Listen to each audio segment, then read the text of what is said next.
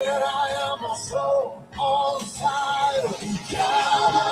up? What up?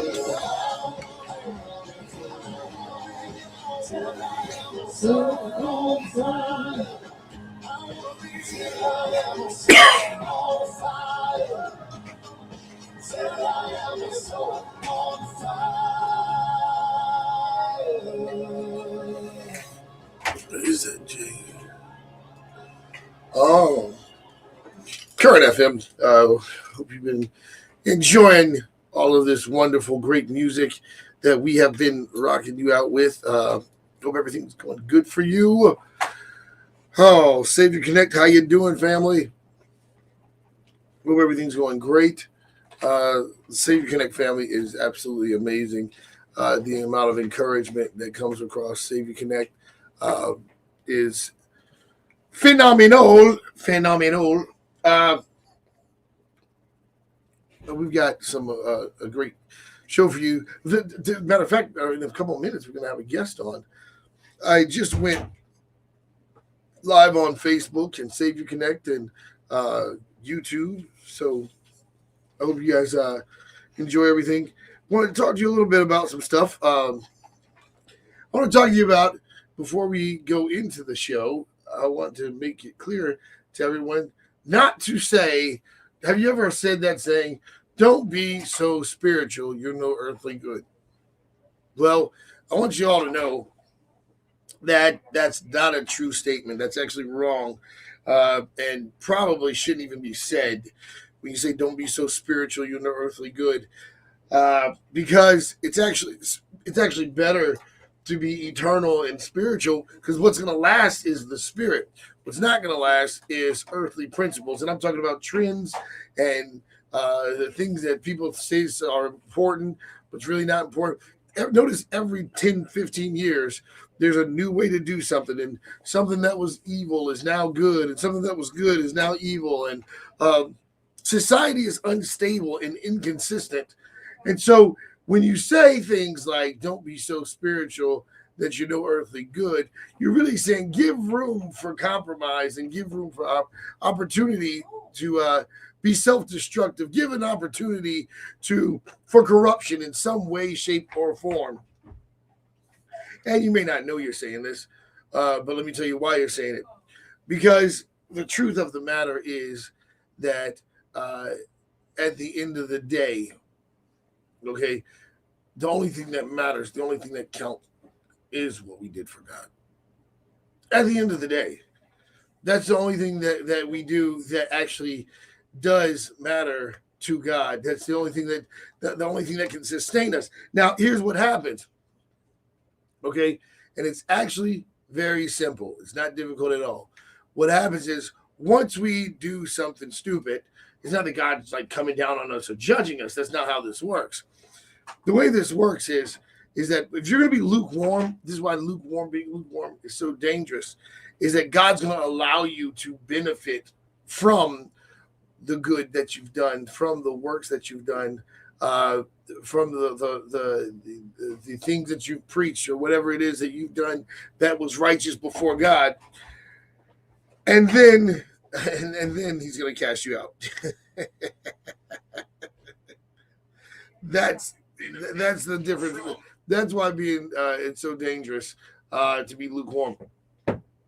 Evil people will perish because they chose not to follow God, and they chose not to do what God says. And I want you to remember when the scriptures were written. When the scriptures were written, this was at a time where there was only like 1 million people on the planet, and so the gospel needed to go out. And now we have 7 billion people on the planet, and we have more people that know nothing about God or nothing about truth or nothing about any of that. We have more people that are ignorant of the things of God than actually will pay attention to the things of God. So it's kind of an interesting concept. It's like, well, these foundational principles are now looked at as things that don't make sense, or things that are foolishness, or things that are wrong, when really it's the world that is falling apart because of the worldly ways, because of what they're doing that doesn't work. The spiritual principles that actually created the foundations of our society and our humanity, man, those are the things that are awesome and amazing, and cause us to tap into more of our ability and who we are. So I want you to consider that, because that's very, very important. We'll play a little song. This is from an artist by the name of Abby Robinson. Check this out.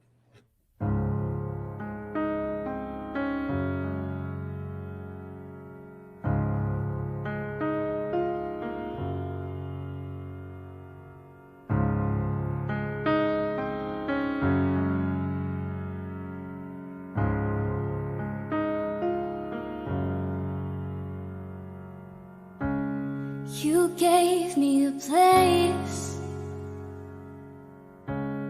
where I could find rest. Your love gave me strength when I ran out of breath. And nobody knows me like you do. Jesus, I run to you. Wherever I am, there you are. Whenever I fall, it's into your arms. When clouds around me gather, you are my shelter. Even in the waves of a raging sea, you're the calm where I find peace. When waters rise around me, you are my sanctuary. You are my sanctuary. Jesus, you are. You're my hideaway. When I can't take it anymore, yeah, with just a whisper of your name, you settle the storms. And nobody knows me like you do. Jesus, I run to you.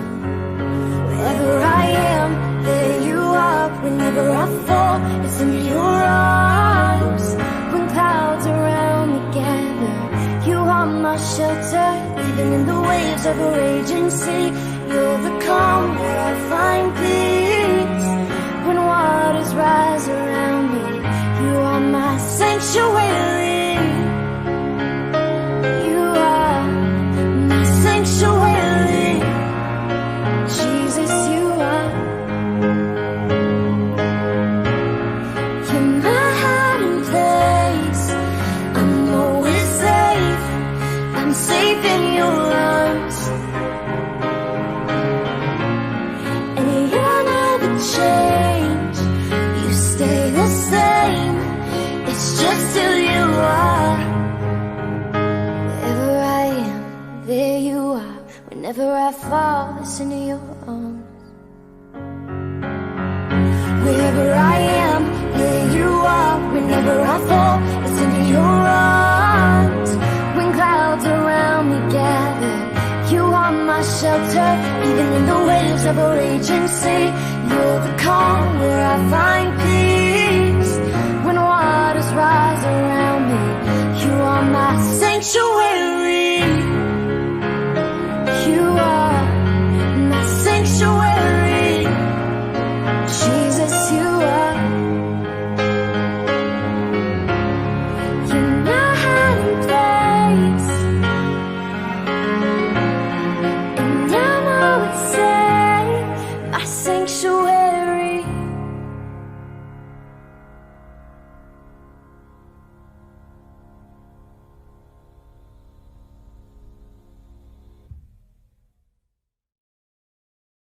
Absolutely wonderful, beautiful Jenn Creasy with us.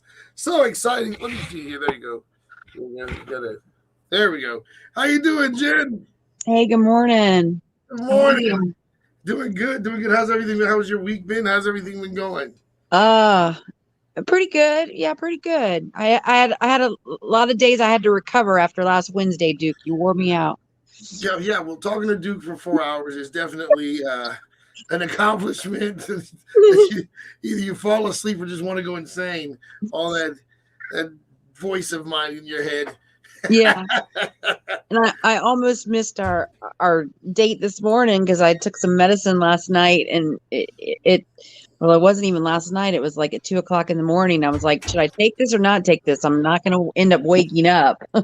Yeah, But well, it's here we crazy. are. We actually had some a car problem adventure. This cold weather, which I can't believe I'm saying, in Virginia has been consistent, and it's killing my battery. Oh yeah. So it freezes the battery. So we went and bought a little portable jump charger and thing like that, and it's actually pretty cool because back in the day you had to get a jump from everybody, but now you Right. get a little portable charger to get your jump. But I'm not gonna lie, I'm talking about not being so spiritual that you're no earthly good. You know that saying, and but I do realize that we do want to be spiritual. But here's what's funny: when my battery wouldn't start, I was like, "Come on, God." Like, come on, God, you just start talking. Have you ever had a car break down on you and then you're like begging God, like, come on, man? Yep. Like, can we get. Absolutely. Well, I've done that when I didn't put gas in the car and it doesn't work. He doesn't respond. Oh no, you got to give it some juice. Yeah. I think he's more favorable of like batteries dying. He'll respond to that, give you enough battery to get to where you're going and get the car started. But gas, he's like, nah, you're gonna Yeah. struggle with that one. I'm like, but So- you turned water into wine. Are we backstage? Are we backstage? Or are we on air right now? What are we? We're actually on air right now. We're on air right now. Awesome. Good Yeah, morning, everybody. I figured out you would suffer along with everyone else that has to suffer with the show.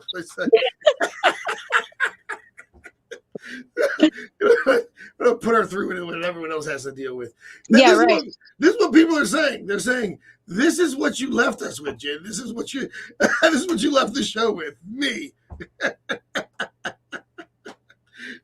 How could you do this to us? You were the last resort. You were the last. Exactly. resort.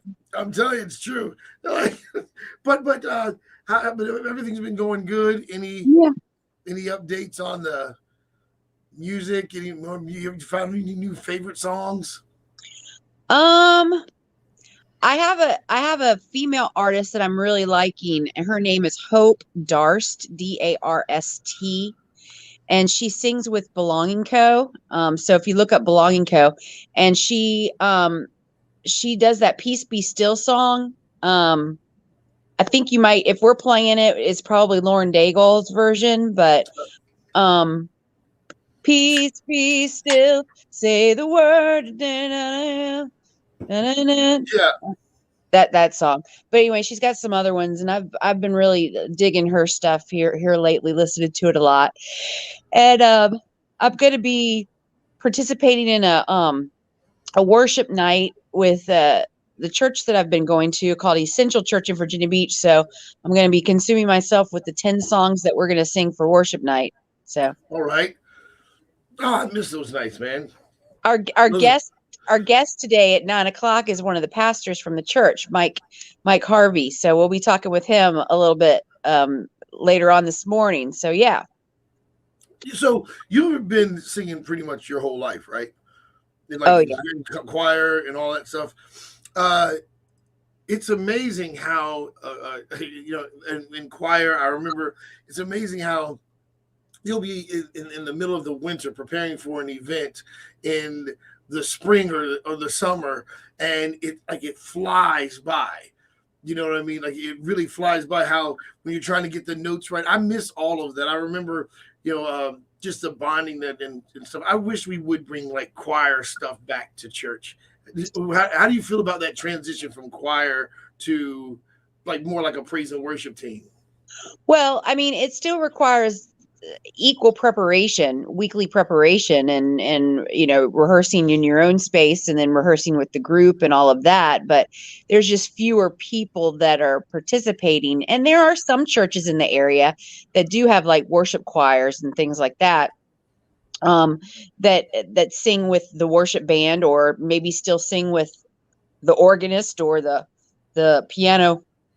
But the Lord tells us that he wants us to sing a new song. So it doesn't mean that we sing all the old songs or the way that we sang the old songs back. He wants us to make a joyful noise and sing a new song. So, I mean, you kind of just morph yourself change with the times. Sorry, I'm yawning. But I'm that interesting. I like both environments. I enjoy both environments, but I do enjoy the contemporary worship as well. But I do enjoy, more traditional. But when I'm in a more traditional setting, I miss the contemporary worship, if that makes any sense. I actually saw you in like a combined choir with people from different worship leaders, like all these different worship leaders at Regent University. Was it a Christmas special or was it a worship service? I think it was a worship night. It was one of their now nights of worship that we did quarterly. And I don't know if they're going to be kicking those back in gear or not.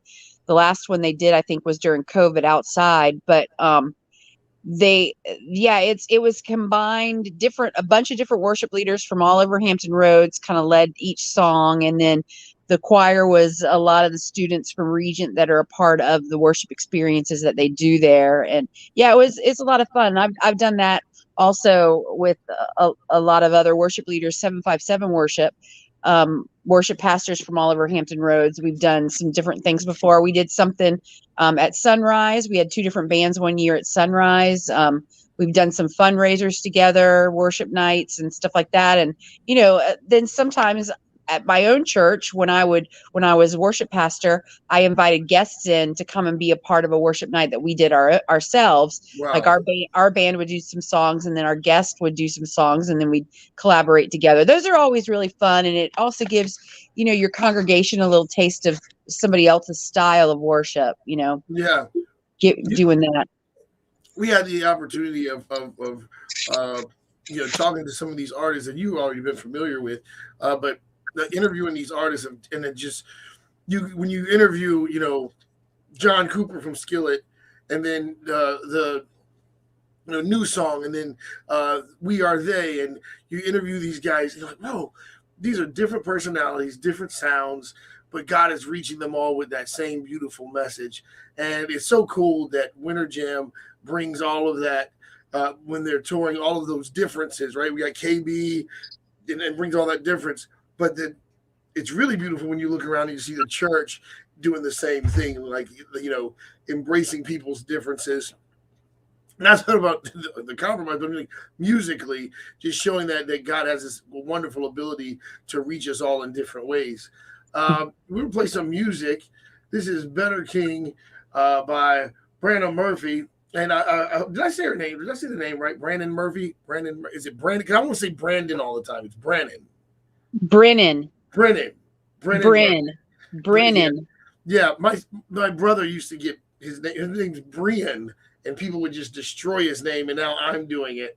It's Brennan Murphy. This is Better King. Current FM, new music now. Brandon Murphy, Better King. All right, so we're still on with StreamYard. Let me cut this down. We're still on with Savior Connect, YouTube, StreamYard. We're here with Jenn Creasy. Where's Crystal? Where's Crystal at? Crystal's going to be coming on. She's like, so I can take my break from Duke. No, I just wanted to know where she was at. She's actually going to be coming in a second. Okay. I don't know where. She was texting. We were texting just a few minutes ago before I came on the air. So I just expected her to be there. But good morning, everybody that's looking at us right now. Crystal does the whole makeup thing. I just get up and go, man. I don't have any makeup on. I don't have time for it, man. I probably should put some makeup on. This is a scary thing to look at the first thing in the morning. I woke up, opened my eyes, took a sip of water, and turned on my phone. Here we are. It's like, oh, dude. Hey, but I could be considered like a shot of coffee at the same time. But since we're playing some music on air, I was going to play a song. We only have a little lineup, but we're trying to get more music. The videos? The videos, you mean? Yeah, we're going to play a song. This is Joanna Lauer. Now we don't play Joanna Lauer on Current FM, but I definitely put her in on on the StreamYard and Savior Connect and Facebook, because the song is just such a powerful song. So this is Hope Song by Joanna Lauer. Hey everybody, Joanna Lauer here.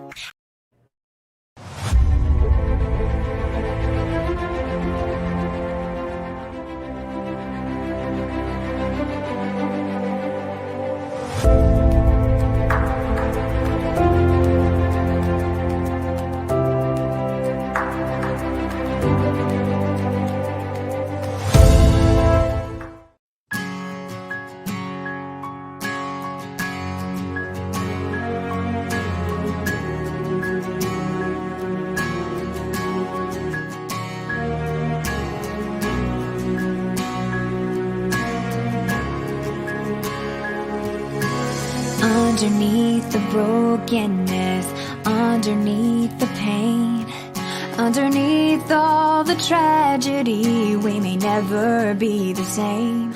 But as I look around this broken place, I see there is hope here. All the wounds that we still carry, all the damage that's been done, may we try to remember that the battle's truly won. I know that I can't be the only one who sees there is hope here. There is hope here. In every storm that we face, every time that the rain pours down, I know there's hope. In every tear that we cry, every time we ask why we break, I know there's hope.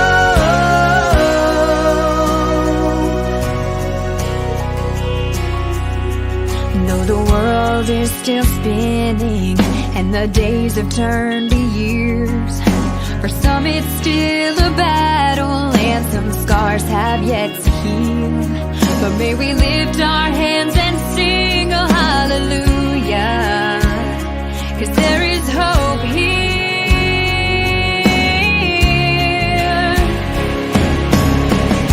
In every storm that we face, every time that the rain pours down, I know there's hope. In every tear that we cry, every time we ask why we break, I know there's hope. There is hope. There is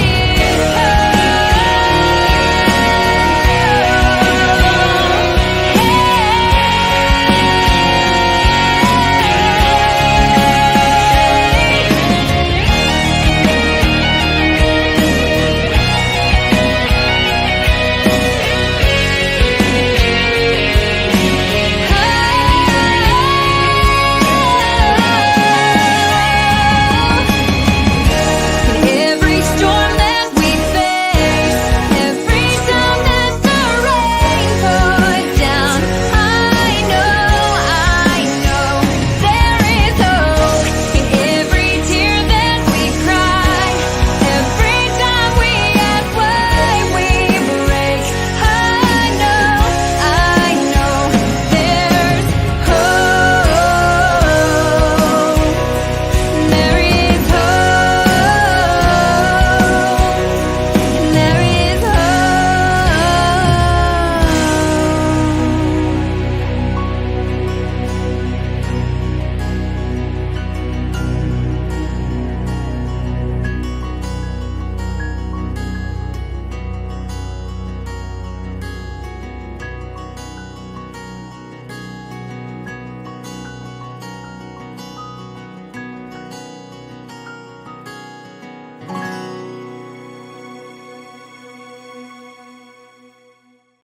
Countless men have given their lives to service in this country, in military and law enforcement, and the aftermath is young men are left without fathers to lead them forward. A life camp is a camp we've built for boys that lost their fathers either from military service or law enforcement.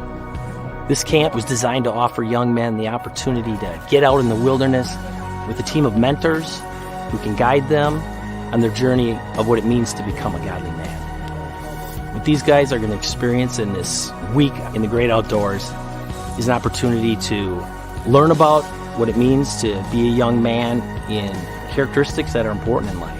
Hard work, discipline, integrity, honesty, and really progress and grow into strong young men. The experience is over the top. We want to be there for these boys going forward for years to come. If you know of a family we can help or to support this ministry financially, log on to lifecampusa.org. All right. You just heard Joanna Lauer's Hope Song, and you saw this wonderful organization that a group of friends of mine and their supporters and partners of Current FM started called Life Camp USA. It's such an amazing opportunity to help soldiers who have, made the ultimate sacrifice and to be able to care for their families. And so it's an amazing thing to be a part of that, and to be a part of helping young boys stay focused on who God is, even through a time of tragedy.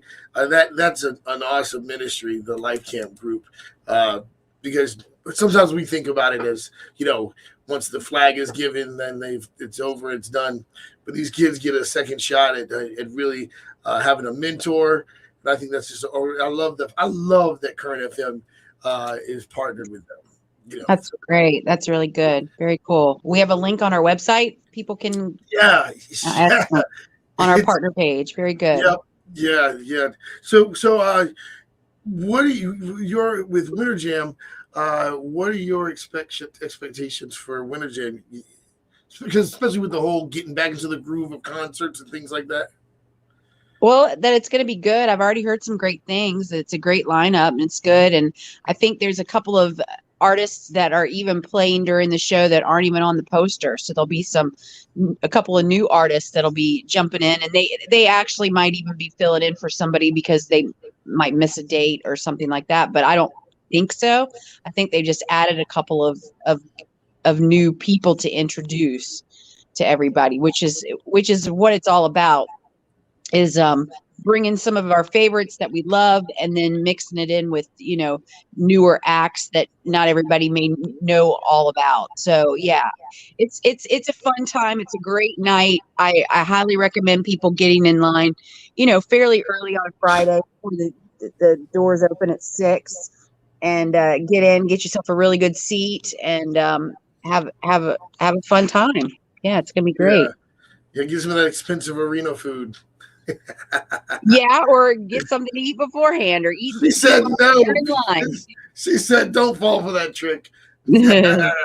No, I was going to say, if you're listening to us from another state and you want to know, if Winter Jam's going to be coming close to you, it's already been out for several weekends already. They do, Friday, Saturday, Sunday every weekend. But you can look on the link on our website, currentfm.com, click on that, and then you can find out where else they're going to be across the country. Mainly up and down the East Coast is sort of where they hit for Winter Jam. During winter, up into the early spring, it goes. I want to say that one of their last days is like the very end of March, just before Easter. But yeah, it's a great show. Highly recommend you going.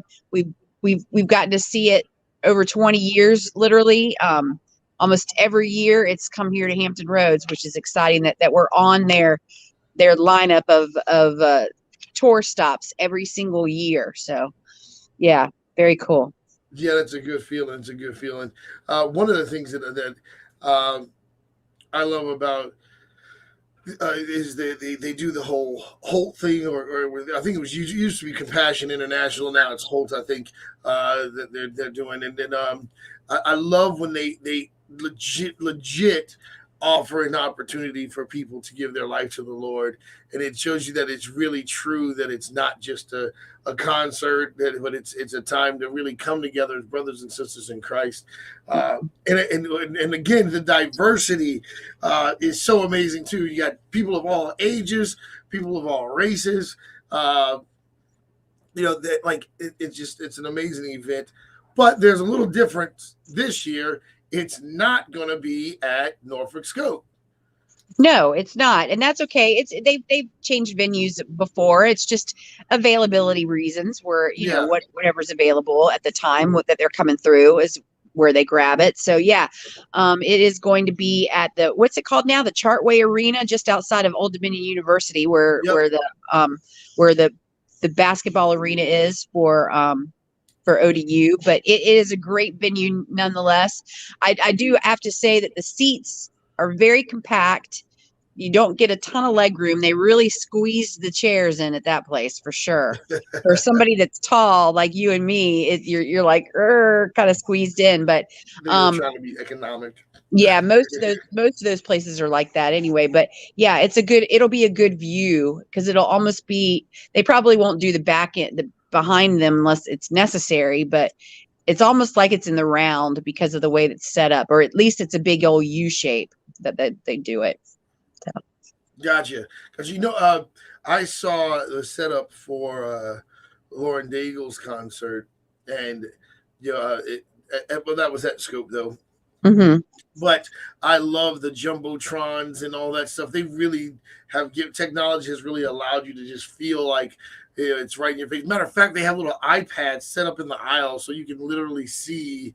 But they're not little iPads; they look like the size of a TV. But you can see every angle. All the drummer had their own camera, all that stuff, and you can see every aspect of what's going on stage. Right. And that's such a good experience. So make sure you guys get your tickets. We're going to be giving tickets away pretty soon. Yeah, and just to explain to everybody how that works, when Duke said get your tickets, it is just really a $10 event at the door. There's no advanced ticket sales, but you can get like a VIP package where you get in an hour early before everybody else. You get Winter Jam t-shirt, you get a lanyard, you get to pick your seat before everybody else, you get to be a part of an artist Q&A session that happens, and you get to hit the merch tables before anybody else. And that's a different line, and it's a different cost. It usually runs anywhere from like $30 to $50 a person to get all that. But then you figure, hey, if I'm going to be buying a $20 t-shirt plus a $10 ticket plus a whatever, that's how much it's going to cost anyway. And those generally will run out in advance. But if you don't really care and you want to stand in the other line and you don't want to go to the artist Q&A, which you're missing out if you don't get to go to that, it's just $10 at the door. And you just give them cash, or I guess they'll swipe your card. I don't know. But we're giving away vouchers that allow you access in for that door. That's the $10 vouchers that we're giving away. So just so you know the difference, but it explains it all on the website, currentfm.com. Yeah. So make sure you pay attention and always pay attention to currentfm.com, because that's where you get a lot of the music updates and a lot of the things that we have going on and that we're doing, and you do such a great job with that. You just running the social media and the website. You really do a great job with that. What we've got to do is we want a movement started, people. Now, did you see the Super Bowl? I was wondering if you saw the Super Bowl with the halftime show and everything. How did you feel about all that? Hey, Duke, are we live streaming, or where are we at? We're not on the station. You're not on air yet, right? Okay, so we're going to go back at 8:00. All right, cool. Yeah. I mean, I enjoy football. They weren't my teams, but we were rooting for the Bengals. We were rooting for them, and unfortunately, they didn't win. But it was a fairly decent game to watch and enjoy. I think some of the playoff games were a whole lot better than the Super Bowl game, but it is what it is. You get what you get. But I was rooting for both quarterbacks. They both played really well, and different players on each team. I'm glad that I know it's difficult when your team's not in. I know it's difficult. Yeah. And Cooper Kupp got the player of the game, great guy, strong Christian believer, has a fantastic story and testimony. If you ever get a chance to look on his socials and check that out, it's really cool. He was not drafted or recruited by any colleges out of high school, and just, kind of worked his way up and was able to finally get to a college, and then, he got drafted and all of that. But he ended up doing really, really well in the game, and they gave him the player of the game, MVP, or whatever you call it. But yeah, it was good. And I would say that I was mainly there for the commercials and the halftime show and the pregame stuff, and, all the musical things. And brutally honest. I said brutally honest. Your team wasn't there. Yeah. So your team wasn't there, so of course. Yeah, no. But any Super Bowl, that's generally why I'm there anyway, is for all the pregame festivities, the commercials, and the halftime show. And I was kind of excited to see the halftime show. Those are artists that I won't say I grew up on. I was already in my mid-20s and stuff when they came out, but still, I was very familiar with all the songs that were performed and all the artists that were a part of it. And I thought it was very clever and creative. It wasn't long enough. I felt like there was a lot that went on and they all didn't get enough time. I think that the halftime show needed to be a little bit longer sometimes. Sometimes you're like, please end this now. But, Sunday night, I was like, oh, I want more. This was really good. Each of them only did like one song, maybe two, but it was good. There were a lot of little surprises. 50 Cent showed up. Nobody expected that. There were a couple of guys in the band. Anderson .Paak was playing drums next to Eminem. The guy that was playing lead guitar plays lead guitar with Justin Timberlake, and he's on that show that Jimmy Fallon hosts called That's My Jam. Those band members were up there playing with Dr. Dre, and yeah, it was cool to watch them kind of float in and out of the rooms like they were, in a big old house, and it was very creative. And I thought it was cool, very good. I enjoyed it. I heard that the stadium. If Crystal was here, she'd be talking about how much the stadium cost. But that was, I guess, they just built that stadium. Oh, really? Okay. Yeah, so I'd love to know how much it costs. But it seemed like it was amazing. How did you feel about The Rock's introduction? Yeah, it was cool. I think the players were like, "Come on, get on with it already. Come on, play." It was a little dragged out, but I mean, it was cute. It was good. It was definitely him. It was his. Like it was. I'm a wrestling fan, so it was like that's kind of his thing. Yeah, I think Mickey Guyton, the country singer, did the anthem. She did a fantastic job with it. She did really good. I think the God Bless America before it, that was sung by the little Asian girl, I can't remember her name, that was a little lackluster, but it is what it is. But the anthem was really, really fantastic. I vote for Natalie Grant next year. Natalie Grant does an amazing job singing the anthem. She does it a lot for NFL games and for Seattle particularly, because that's her team. She loves Seattle, but she's done some college games. I think she did a playoff game several weeks ago, and she blew everybody's minds, people that had never heard her sing before. So yeah, I vote that she gets to sing the anthem next year. I don't know that they'll do that, but because she already did it for the well, maybe they would. I don't know. Maybe they would. But the commercials. I don't know. I just feel like I grew up with. Maybe it's nostalgia. But I just feel like I grew up with like the best commercials and everything. They weren't. The commercials were okay. They weren't as funny as they've been in previous years. But I would say probably the last 5 years they've been kind of weak. Yeah. They've been kind of weak, but there were a couple of cute ones. There were.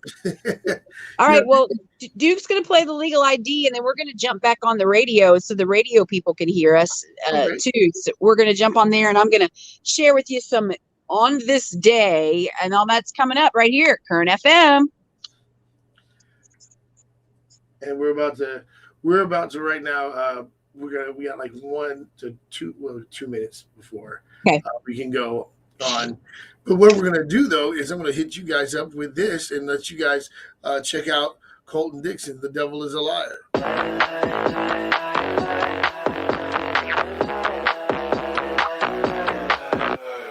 I get caught up in trying to be something I'm not to please everyone else. I look deep in the mirror to find everything that isn't right with myself. God only knows I've tried to fight it. It's just a world for soul is crying. The devil is a liar, says he can give you everything that you desire, everything you want, but you keep playing with the fire. So don't believe the lie, it comes at a price. Looks like you got somewhere to be, people you need to see, gotta keep up. They say image is everything, making it hard to think that you're enough. God only knows you've tried to fight it. It's just a world from soul is lying. The devil is a liar, says he can give you everything that you desire, everything you want, but you keep playing with the fire. So don't believe the lie, it comes at a price. Yeah, the devil is a liar, says he can give you everything that you desire, everything you want, but you keep walking on the wire. So don't believe the lie, it comes at a price. Don't believe the lie. Yeah. Don't be dancing with the devil, don't believe a single word, cause when we get to heaven we gon' sing and watch him burn. Dancing with the devil, don't believe a single word, cause when we get to heaven we gon' sing and watch him burn.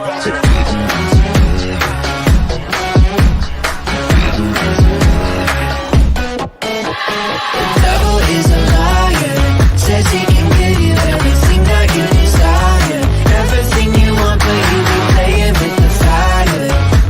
So don't believe the lie, it comes at a price. Yeah, the devil is a liar, says he can give you everything that you desire, everything you want, but you be walking on the wire. So don't believe the lie, it comes at a price. Don't believe the lie. All right, we are back and going in.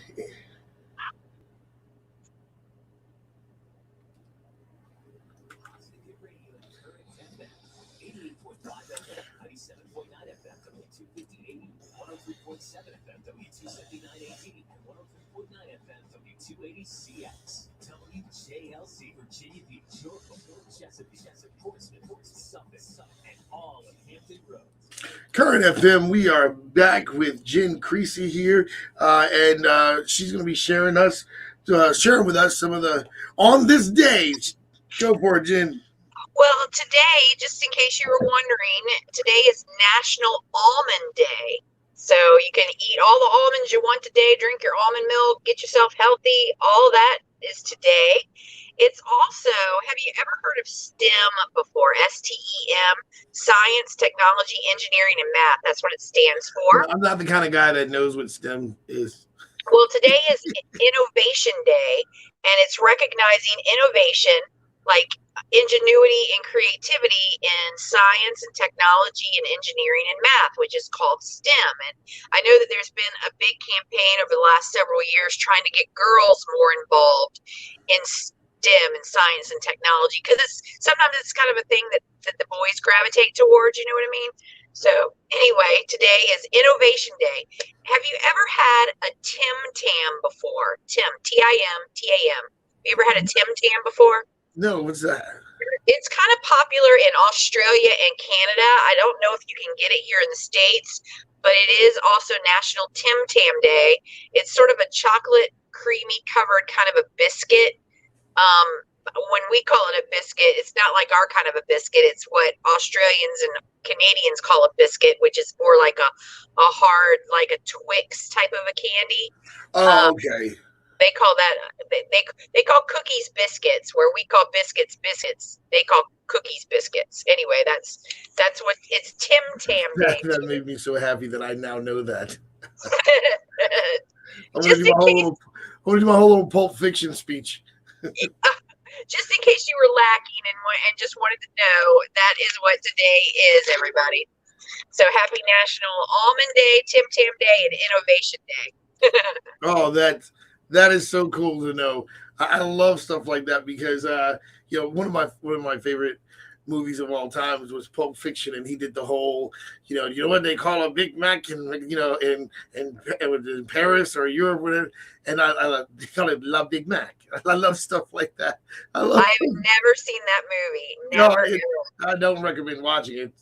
I am not a Quentin Tarantino kind of a fan. I don't think I've seen really any of his films. Yeah, I'm not big on him. Yeah. It scrambles your brain. You end up like me when you watch Quentin Tarantino movies. So it's a good thing that you don't watch Quentin Tarantino movies, so forth. But yeah, I got to tell you, I have to be totally honest with you. I had the privilege of seeing For King and Country with you and Crystal about a year ago. We went at the Norva. The Norva. Yeah. And I have to tell you that to this day, they have one of the best stage performances. Don't they? Just as creative. I got to say that if you guys get a chance to see For King and Country, please don't miss it. It's such a great experience. I got to tell you, the Newsboys and For King and Country really put a lot into their stage presence. Yeah, the For King and Country puts on a fantastic show. They are not coming here anytime soon that I know of. Hopefully, maybe we can see them, and maybe they'll be on the Kingsman's lineup. Here's Crystal. Good morning, Crystal. Good morning. But they're on tour right now, and they're in the middle of releasing some new songs. In fact, today they're releasing a brand new single. Speaking of For King and Country, I think I told y'all about that last week. They have a new single coming out, and I think their new album comes out March 11th. But their new single is out today called "Love Me Like I Am" for King and Country. So stuff to look forward to. Oh, such a great group. I love it when they do their collaborations. They'll remix a song like 100 times and do it with different collaborations. They did God Only Knows with Dolly Parton, and then did it with Kirk Franklin, and that's just really cool. Where'd you go, Crystal? Oh, I'm coming. I'm sending an invite to our guests. Oh, cool. Yeah, I can finally sit down. One of the things that I love about when Christian bands do things like at the Norva, it does cause everybody to have to be close, and who would have known that would be one of the last times we would be able to be close to each other within a year. You know what I mean? Like, because that was in like October of 2019, I think. Yeah. So that was It's literally one of the. I think we're going to appreciate concerts a little bit more now. We the Kingdom is going to be there soon. We the Kingdom will be at the Norva on the 11th of March. Speaking of 11th of March, the Friday before Winter Jam. So if you haven't gotten your tickets yet to see We the Kingdom, I highly recommend you to go online and get that. That's going to be a fantastic show. They are so good. Love them.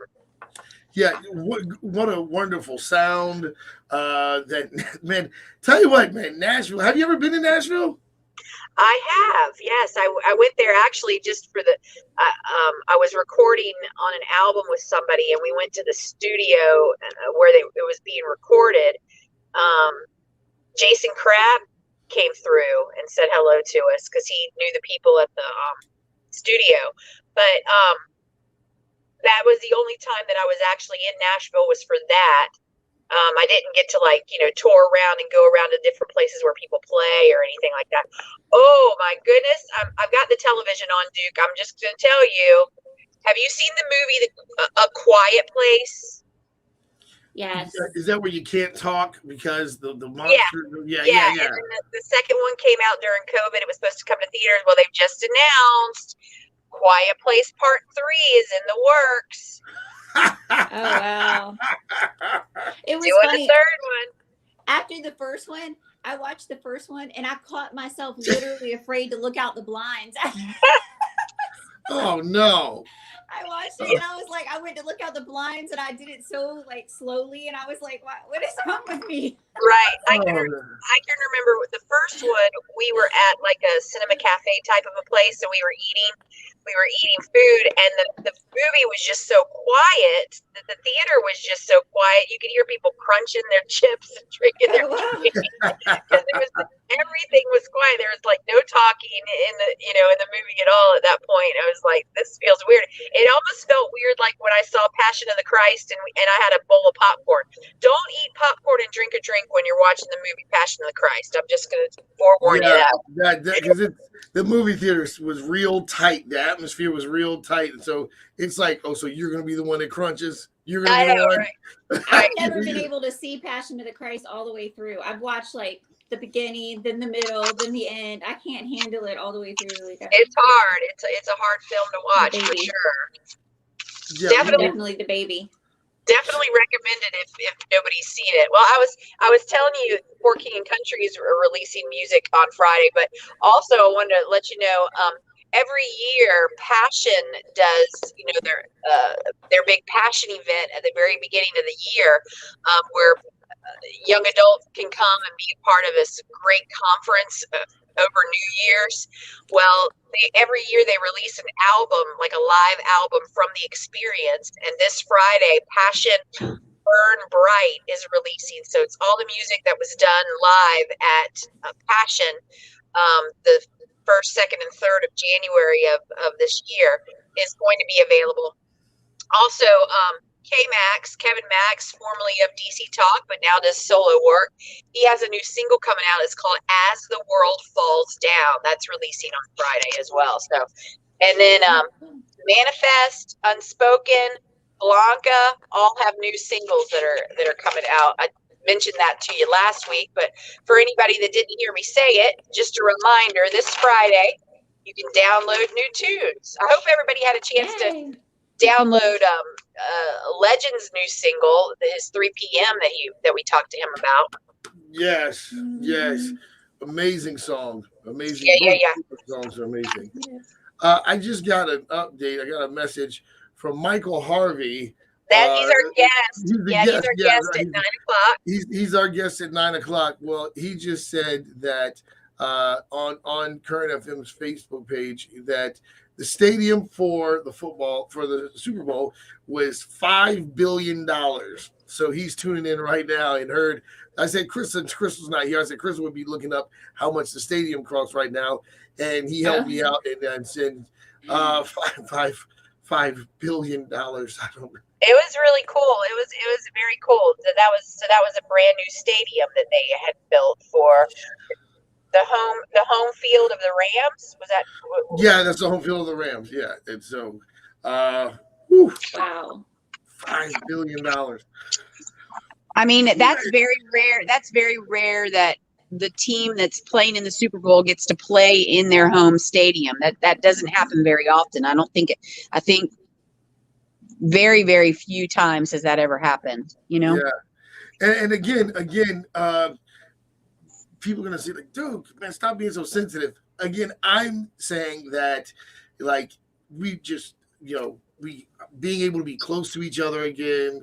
You know what I mean? Like, I know we're so happy that things are back to normal, but remember, there's no normal, dude. There's no normal. It's not coming. Well, I've always lived in crazy anyway, so I know how to manage this. My brain's always been this way, but the fact that we get to come back together and celebrate life together, and that whole not being around each other, all that stuff, it's so good to see people back together. And I really feel like, I know humans are insane, but I really feel like this time we're going to appreciate things a lot more. I think I mentioned this to you guys when y'all interviewed me last year about, going through cancer and everything like that. it was just a crazy time when it all happened, because the day that I was diagnosed was the day that the president and the world pretty much shut down for COVID. So I was like in like double isolation. It was a crazy environment, very sad, very cold, very lonely. And now it's gotten to the point, the last several months that I've been able to have friends come over and hang out with me and feel comfortable doing it. Some people will wear a mask and whatever. I'm totally fine with that. And appreciate it. But yeah, my whole first year and a half of going through treatment and going to doctor's appointments and all of that, I had to do it alone. And I was here at the house most days all by myself, and sleeping a ton, but still just no interaction with other people other than the 4 people that lived in my household. Yeah. That's really tough. The mind job, that can just being alone, it can be crazy. So you're so brave though, and you're so strong for pushing through that. We love you so much because of that. Like you're such an example of what it means to be brave, to push through this life. So it's so amazing to see everything that you've already overcome, especially as a worship leader.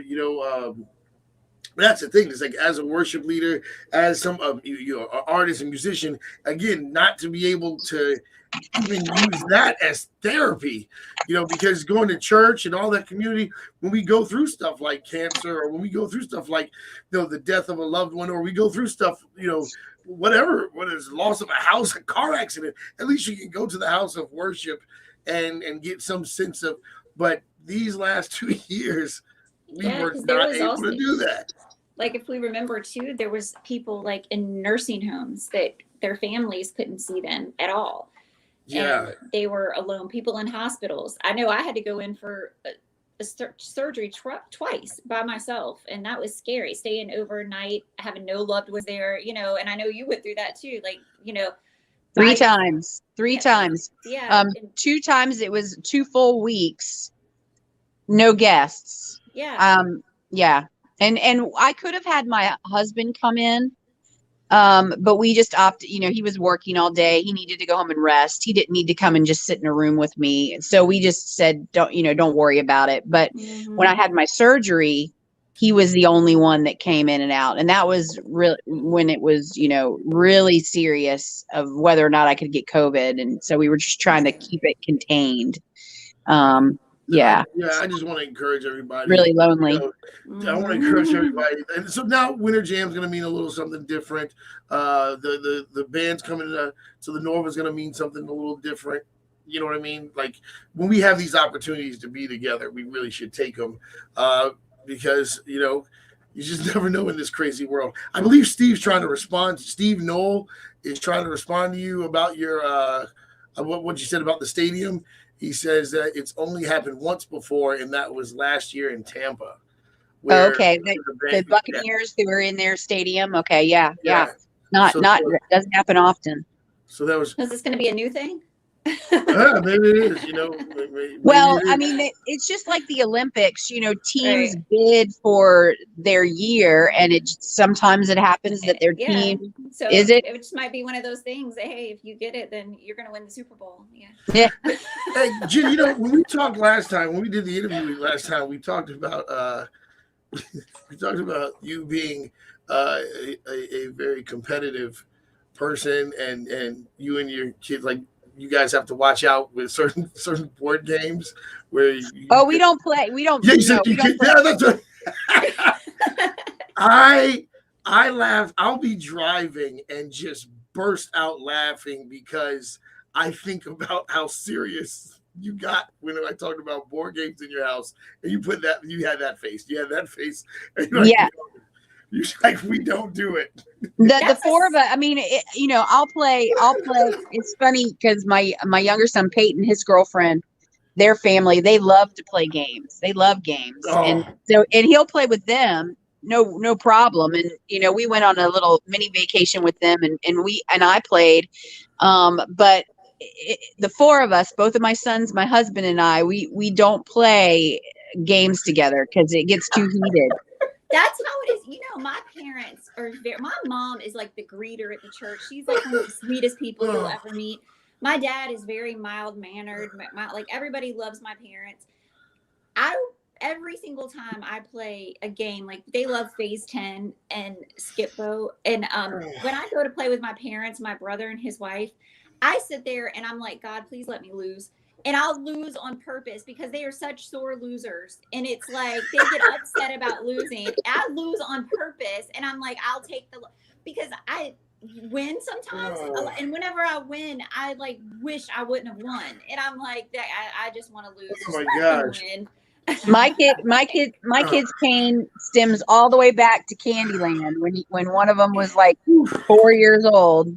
But I mean, they'll play each other like video games and stuff like that. It's a little different, but like playing a board game or a card game or things like that, we steer clear from it. We don't even buy games for them. Not even an option for gifts or anything. In fact, I've got this box over here that I was going to give one of my sons just to have like at school that he could play some stuff with buddies or whatever. It's like checkers and different games all in one board, you can flip it around and play different games. And I forgot to even give it to him. It wasn't, I was like, don't worry about it. You're not going to play this game. That's you're not funny. Right. My son collects Monopoly games. He loves Monopoly since he was like 6. Which is pretty cool because he bought his first house when he was 20, because he always loved buying up properties, and no one can beat him at Monopoly since he was like 6. And so, yeah, that's he ends up buying his own house at 21 years old. At He 20, buying his first 20. Oh, she corrects me. At 20. He got that from Monopoly. Oh, he had good credit. He had good credit. Yeah. Yeah, he's like, but he actually played the Monopoly game in real life. But I do want to ask you this. Buy more. I do want to ask you this, Jen, because I told you before we had several customers that just love you and they're like, hey, have you heard of Current FM? I'm like, yeah, I'm on it too. It's not all about Jen. They don't stay up late on Sunday nights. That's right. I was talking to a guy like my storage unit, and he had said something about Current FM. I said, yeah, and I was like, I'm on the morning and night show. He said, I listen to the show every day, and I never hear you on it. And I'm like, okay.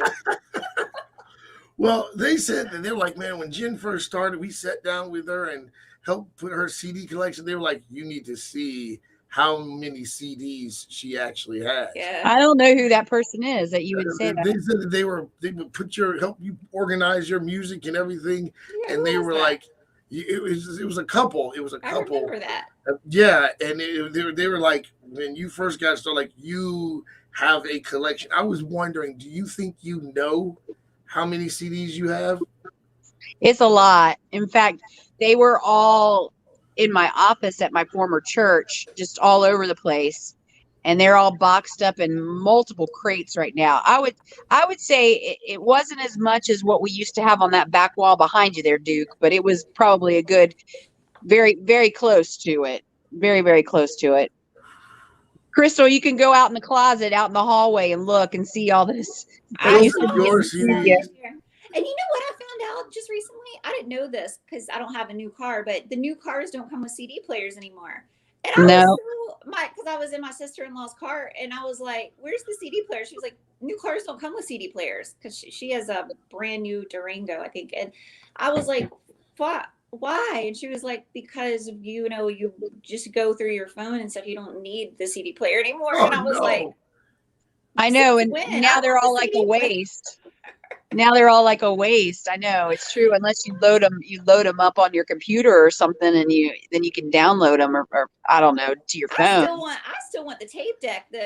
Yeah. The 8-track. You want to put my mom? 8-track. My mom drove a Cadillac, and she used to have like an 8-track charger down at the base of it. We'd pop the Barbra Streisand in or the Neil Diamond and listen to it. Michael Jackson, yeah. The whole album, the whole 8-track tape. It's funny you mentioned Barbra Streisand. Years ago, I found all my cassette tapes. There was like about 100 of them I found about 5 years ago, and I was so excited.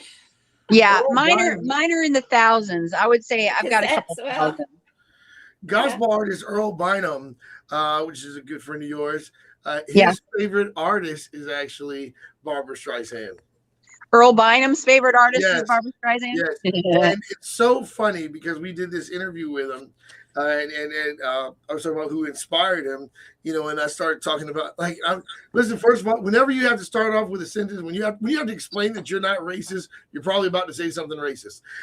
But I go, man, who's one of your favorite artists? I know there was and I started listening to all these black gospel artists and quartet groups, and he just lets me talk. After I asked him the question for about 5 minutes, and he just lets me talk. And then he finally goes, my favorite artist is Barbara Streisand. And I was like, but That's funny. Like, what? Like, how did this happen? But he was always in love with her range. And I was just thrown off by that. Maybe I'm going to start listening to Barbara Streisand because that might be his fountain of youth. Because she's a great vocalist. Oh, he looks like he's still like 25. Oh, Earl Bynum, yeah. Earl that Bynum. man.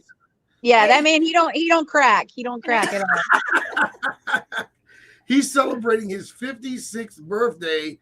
He's having a Earl Bynum 56th virtual. No, he's got to be older than that. He's got to be older than that. Are you sure it's not the reverse numbers? It says 56 Earl Bynum. You would never know Earl. You know what I mean? He still looks like he's 25. Yeah, it says Wednesday, February 16th. Today's his birthday. Today's his birthday. So happy birthday, Earl. 56. And I'm his birthday. Like 30. I don't know how he did it. Today's my younger son's birthday. He's 22 today. Peyton's birthday's today. Wow. Mm-hmm. I have so many. My life is surrounded by. Yeah, we talked about that last week. Yeah, so then that means your son would fit perfectly in my life. How we get along with him. I'm going to give him a pack of Uno cards. You know who else has a birthday today? A couple of famous people. You want to play our little game like we did last week? Let's do it. Okay, this is kind of strange. He actually this I'll say I'll give you a little hint. He did the halftime show last year at the Super Bowl. Not Monday, Tuesday, Wednesday, Thursday, Friday, but Saturday. Say it again. The Weeknd. The Weeknd. Yes. I love it. I love the way you did it. I wanted to say Saturday so bad, and I let Crystal say it. Yes. All right. Now this next person has rapper, actor, and father, husband, and he's named after a drink. Oh, not Mark Wahlberg. Rapper, actor, father, husband, and he's named after a drink. Think way back. And me and my mind in my regular childhood and youth, I'm starting to think about all the liquor. Yeah. I'm like Captain Morgan. No, it's not alcohol. That's unless you add something to it, then it could be a Long Island iced tea. Yeah. That was good. Yeah. So good. All right. The next one, this person played Kunta Kinte in Roots, the miniseries. Oh, the miniseries. Oh, I didn't see that. It. He was also on a bunch of Star Trek shows for many, many years in the 70s and 80s. Oh, no, it is the same guy. Okay. And he... Reading Rainbow. Yes, that's what I was getting ready to say. Okay, what's his name? LB.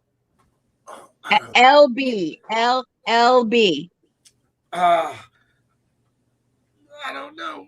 LeVar. I know it's LeVar. No. Wasn't he the one that just went out also to be like the Jeopardy host? He was going to be the Jeopardy guy, exactly. He did, but people wanted him to be, but I don't think he ever did a host audition. People wanted him to be. Yes, yeah. LeVar Burton. LeVar Burton's birthday is today. All right, and here's the last one, the last famous person. Come on, Duke, you got it. This is an athlete born in West Germany. I won't say that he's German though. He is kind of American. But he has a temper. And he plays a sport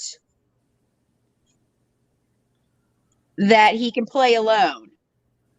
Plays a sport that he can play alone, and he has a temper. A sport that he can play alone, and he has a temper. And he's known for his temper, even more so than the sport. He's known for his temper. He's known for throwing things, yelling at people while he is in the middle of playing his sport, stomping off. Is that golf? Because you can play golf by yourself. And who has known for their temper playing golf? And not Tiger. Who's known for their temper in golf? Because that's one of the only sports that you can play by yourself. No, think about it. There's more. There's more.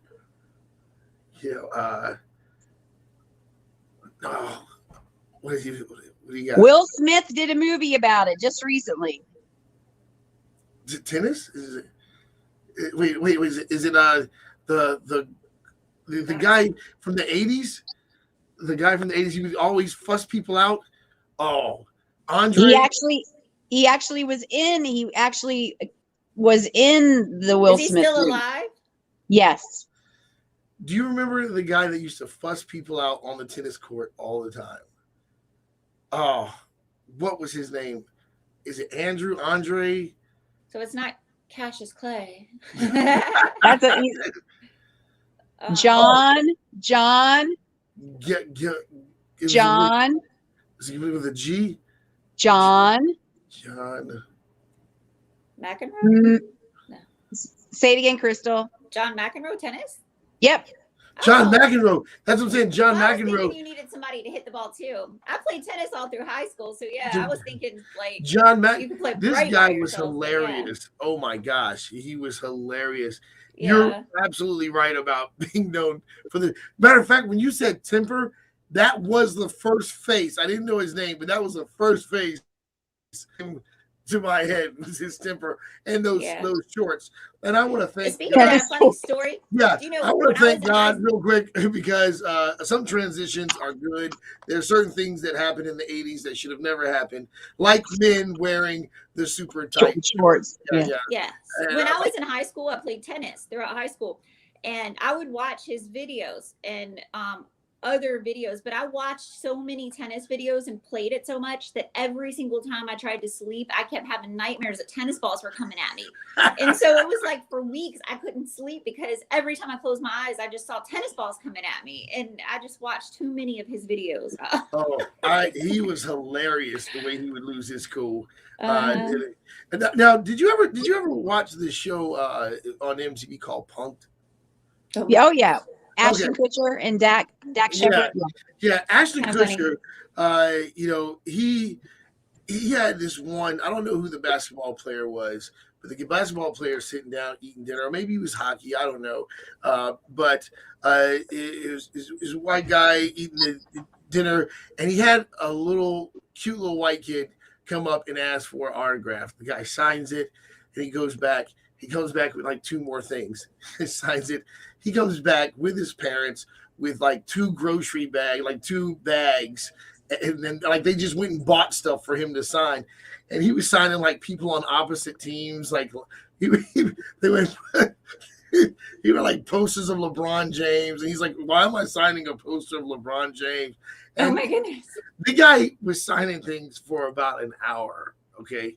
And here's what's really sad. Is finally his friends go, dude, you got to speak up for yourself. You got to say no. And he's like, I can't. It's a kid.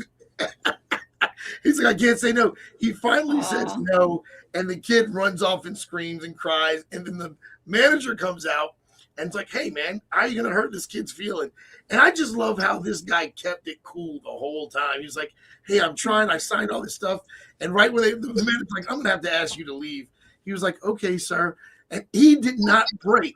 He did not break. He didn't lose his cool. And Ashton Kutcher comes out. I think that was one of my favorite shows of all time. Was just to see how celebrities were gonna. Shaq was scary. But I used to love that show just to see how people were really gonna respond. I always said I wanted to do a Christian version of Punk'd. to see how people respond. And then I thought about how I am, and I was like, nah, they don't need to see that on camera. that doesn't need to be filmed. Right. Right. You know, like, you didn't quote one that I would quote probably more from Pulp Fiction than from the Bible. That's funny. You're horrible. We want to remind everybody that we have a special guest coming up at 9:00 this morning.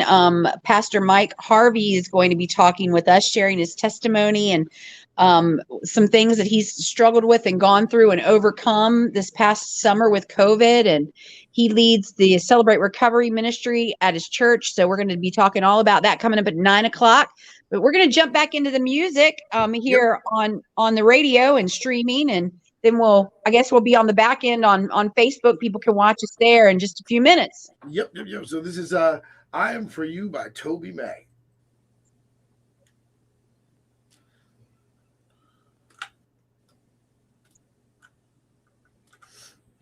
All right. For everybody out there in the StreamYard world, since we talked about Earl Bynum and it's his birthday. Yeah, happy birthday, Earl. We're going to play Earl Bynum's song, Safe in His Arms by Earl Bynum. Happy birthday, brother. We love you. So he this song at different spots throughout Hampton Roads. As far as I know, I think this music video was recorded. After we show it, I'll talk about it. Yeah, here we go. This is Earl Bynum, Safe in His Arms.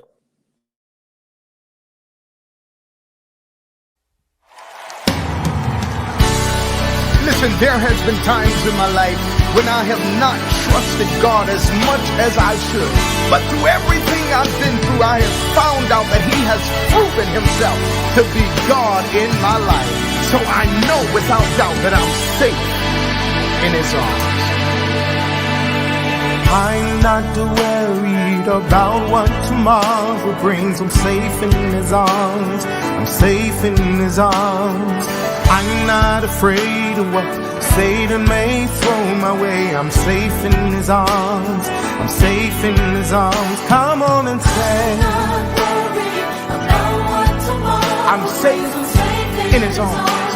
I'm safe in His arms. I'm not afraid of what Satan may throw my way. I am safe in His arms. I'm safe Listen, in His you arms. promise. You said you keep me in perfect peace.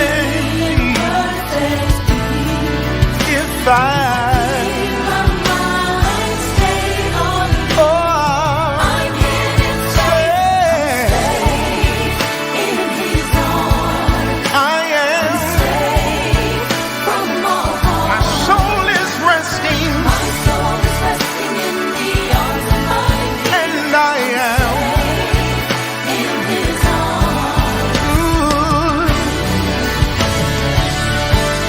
the war rise against me, in this I'll be confident. I'm safe in His arms. I'm safe in His arms. He is my refuge, my fortress, my God.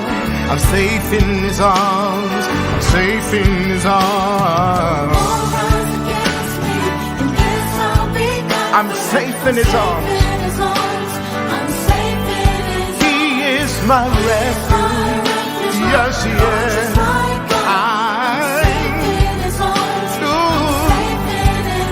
You say that's what you promised. Keep me in perfect peace. If I keep my mind, oh, I am safe. Yes, I am. My soul is resting. I am safe. I'm so safe. I'm so very glad about it. Yeah.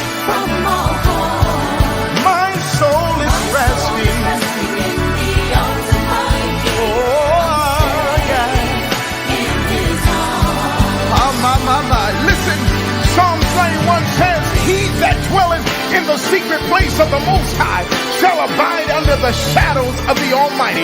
Verse 7 goes on to say that 10,000 shall fall at thy right hand, and none of them shall come nigh thee. Verse 11 says, for he shall give angels charge over thee and keep thee all thy way. Woo! No need to be afraid, because you're home now in the safety of his arms. You're hidden safe. My sister, my brother, no need to be afraid. God said, with long life I will satisfy you and show you my salvation. He is my refuge and my fortress and my God. In him I will trust. Surely he will deliver us from the snare of the fowler and from the noisome pestilence. He shall cover us with his feathers, and in his wings shall we trust. All his truth shall be thy shield and buckler. All my tears, yes sir, and all of my sins. Yeah. All of my sins. I'm safe in his arms. My brother, my sister, know that you're safe in the arms of Jesus.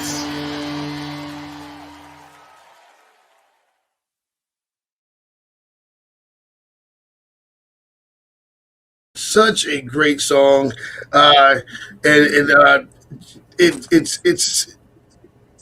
it's so good to see him. He's been doing music his entire life. I asked him one time when what's the earliest thing he remembers doing music. He's been playing piano, his own concerts since he was 9 years old. Yeah, he got started early in the church, that's for sure. Yep. Yeah, 9 years old. That is absolutely amazing. But you were saying about the video? I love that song. Yeah, they shot it over COVID, like last spring, last summer. The white girl of the three backup singers, her name is Bethany. I've sung with her before, and I believe that might have been Earl's son was the other guy in the background singers. Real quick, dude, did you do something to the audio? Her audio seems a little off. Did you push something? No. It might have just been coming off of the music video. Let me see here. She's here. Back to stream. She seems like she's like far away. You just unmuted me, so is that better now? Yeah, I was just trying to find out. You're just not as clear as you were before the video. I think when it came out of the music video, it might have did something. Let me see here. All right, let's see. Let me get a mic. ABCDEFG. Huh, that's just strange. Did you need me to repeat what I said, or did you get it? No, yeah, we can hear you. You just sound. It sounded like something something from the stream just changed when we brought you in from the song. Tell you what, go out and fix it before we go back on air. Yeah, go out and then come back in. Like leave the stream and then come back in like you did in the very beginning. So, and we'll check to see, make sure. Yeah, because it's okay if we're looking at it, but I just don't want her to sound like that over air. Yeah, but We'll be back in, y'all. Yeah, such a wonderful song and so encouraging. How's that? Let's see now. Get a mic check. Mic check one. Better. There it is. Yeah. But yeah, so they filmed that. I either downtown Norfolk. I don't think that was Town Center. I think that was downtown Norfolk, up on a rooftop. And then, I remember when they filmed it because they texted me and said, "Hey, Jenn, we miss you." And they texted me when they were filming the music video. Oh, that's so cool. I did recognize Mount Trashmore, but that was really cool to see the such a big sound. The song is it's such an encouraging song. And during that time when the song came out, there was all that racial tension, all of that. We had COVID, we had the racial tension, the riots were going on everywhere, and he makes a song called "Safe in His Arms." And that was just such an encouraging song in a time where there was such an opportunity for so much fear. It's 8:40 now. Did you guys go to his church in Chesapeake and do the walk up Cedar Road to the courthouse in Chesapeake? No, we were actually we actually were at the first protest. I don't know if people remember a protest. It was a peace walk, but yeah. It was a peace walk with Legend, with Nigel in Norfolk. Yeah. And then they did, this was a peace walk or a prayer walk or whatever you want to call it, that they did from his church that's there in Chesapeake I think it's Cedar Road. And then they walked all the way down to the Chesapeake courthouse and stood around the flagpole. And then, Yep, and it was huge. They had a lot of people, and there was a strong word. But and that's what I wanted to see the people of God really do. Not so much be like the protesters out there, but to be out there saying, "Hey, let's keep this in the hands of God." The one we were part of in Norfolk was so great. The police officers helped every which way. Everyone got along. It was prayer beforehand. It was so wonderful. Like seeing everyone come together, and then the police working with everyone, and it was great. I watched a lot of that on Facebook Live because, of course, I couldn't get out and do that. That was when I was in the middle of treatment. But yeah, it was wonderful. I almost feel like, more of that needs to happen more frequently rather than just waiting for something bad to come along that you feel like, you know what I mean? And just continual, the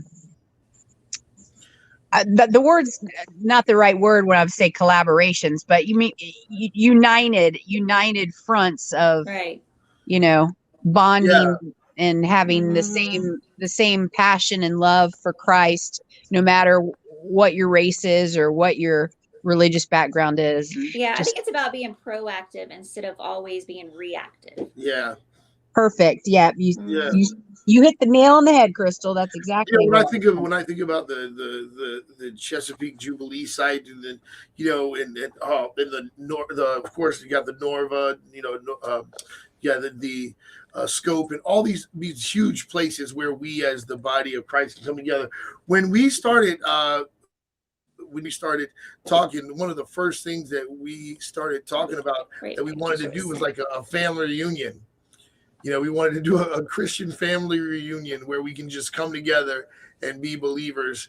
That was one of the first things that we talked about. Was like, we were like, man, we could use the Chesapeake Jubilee site to do a Christian family reunion where we all have our differences, but this is where we can come together and really be a family. Now, what's great? Were you going to invite Medea? As long as you invited Medea. Well, we talked about with Pastor Ishak Abla about still doing like a revival type thing there, like doing like a whole weekend or week full of tents, kind of like Woodstock, but believer style. Where everybody comes together, just nonstop 24-hour music and prayer. We did that. Awesome. We did that one year at the Sportsplex. We had all the worship teams, and then there was prayer in between. It was not for 24 hours. It was more like for maybe 10 or 12 hours. But that can be done. Cool. Yeah, well, that's what we're trying to make something on that epic level happen. If someone's interested in being a part of that, you need to hit up Duke and Crystal. Email them. Yeah, I would love. We're actually getting ready to start filming for our documentary, and the documentary is about bringing the body of Christ together, the importance of music, the importance, like how important we are to each other, and to really show what we do outside of just going to church. Because I think that's what people are thinking. Like, you're Christian, so you go to church. It's like, no, right. We're more than that. We do more than that. We actually have Pastor Mike on. Is he? Are we on air or are we on? We're on StreamYard. So I was going to bring him on. So we're on Savior Connect. So everybody on the internet audience, you get to meet Pastor Mike first, who's watching on StreamYard, and then we're going to bring him in. Let's do that. So we don't want anybody to miss out on anything. Yeah, absolutely. Or we can wait like 30 or 40 seconds. Well, we can go and bring him in and then go live. Yeah. Yeah, let's bring him in, and then we'll wait about a minute, and then we'll. Hey, Mike. Hi. Yeah, is his mic muted? Nope, Mike's not muted. I can't hear you. No, not yet. Let's see. We'll There figure it is. this out. I'm putting my hat on for him. Oh, are you? We can't hear him just yet. He can hear me, but we can't hear him. All right, now you can hear me. I can hear you now. Did you have it on mute? Yeah. Hey, Pastor Mike. Hey, Pastor Mike. I got my hat on for you. I see it. Hey, good morning, Jen. I'm so honored to be with y'all this morning. Great. Thank you. Welcome. This is Duke and Crystal, Mike. Hello. Hey, good morning, dude. Good How morning, you Crystal. doing? Hi. Mike has on his CR t-shirt and he's clean shaven, got a fresh haircut. Yeah. I'm trying to get my shirt in the picture, but it's not working too well. So Oh, I can see it. We can see it. Okay. I love So Celebrate we were just Recovery. talking. We're kind of right now. Yeah. We're on the back end. We're on Yeah, Facebook. we got 4 seconds. And then 4 we'll begin. seconds. We're going to go on air.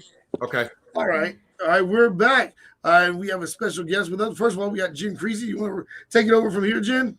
Hey guys, hey everybody. Glad to be here this morning on a wonderful Winter Jam Wednesday. And we're going to jump in a little bit early. So I don't know if any of Mike's fans are already on and ready to hear from him. But Pastor Mike Harvey is here with us. Good morning, Mike. It's good to have you this morning on the show. Thank you, Jen. Thank you for having me. So Mike and I met maybe not quite a year ago when my husband and I started checking out churches. And we went to Essential where I knew a few people in ministry there. And Mike was a greeter at the door. And we said hello to him. And then we came back the next week and he remembered my name. I looked at my husband. I said, did he remember my name? Oh, my gosh, that is good. I mean, we all maybe only said it one time. And this Mike was seating people in their sanctuary, COVID friendly, was scattered all around the room and stuff like that. And we saw Mike a few more months, and then all of a sudden we didn't see Mike, and we were like, "What happened to Mike?" And they said, "Well, Mike is sick, and he can't come in. He may have COVID." And so, Mike, who helped to lead ministry of the Celebrate Recovery at Essential Church in Virginia Beach, was going back and forth in the hospital, and they were trying to figure out what was wrong with him. And Mike, you take it over and share with us a little bit about your situation. Yeah, I got COVID back in June, the first week of June, and I was in and out of the hospital for a few weeks where they kept me and then sent me home and kept me and sent me home. And we didn't think it was a severe case. And this was when the Delta variant was on its downswing.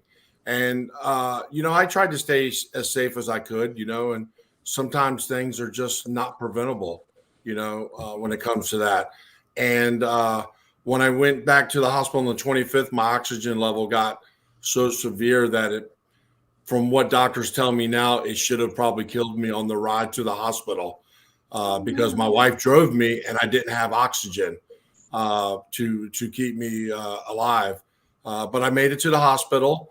And they admitted me immediately. And to honestly say, it was the roughest 58 days of my entire life. Wow. And a lot of it you didn't even remember because they had you. You were like in a deep sleep.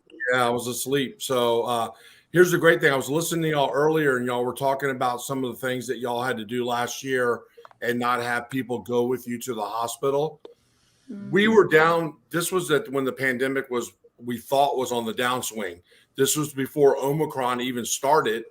It wasn't even a thing. And Delta, I was the only patient in the hospital with COVID at the time. And we were allowed any visitors we wanted. And the ICU was very generous to let multiple people come up and see me after I came off isolation. If it wasn't for the avocation that I had of my wife, Essential Church, my Essential family, Pastor April, just there every day advocating for me and saying, no, we're going to do it this way. We're going to do it this way. I might not have lived, Because there were a couple of times I remember emails went out and messages were posted saying, hey, Mike's not doing great. This situation could happen and be detrimental to him. Please pray. Please pray. Yeah. And then the next thing you know, a couple of days later, Mike's doing better. It was a constant roller coaster. This is that we know that the childcare. We know that the hospital workers have been overworked through this last year and a half, and we appreciate everything that they did for me. And they were just being honest with my wife. They said, his lungs are bad. They're not to the point where we can probably fix them. Our best bet's just to unplug the ventilator. He's getting close to the 14 days and he's not going to survive. And my wife was very adamant that she wasn't going to do that.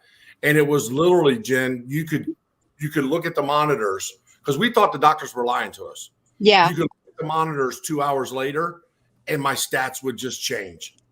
Wow. And that was just God just leaning on me and saying, this story is more about God's grace than it is about having COVID.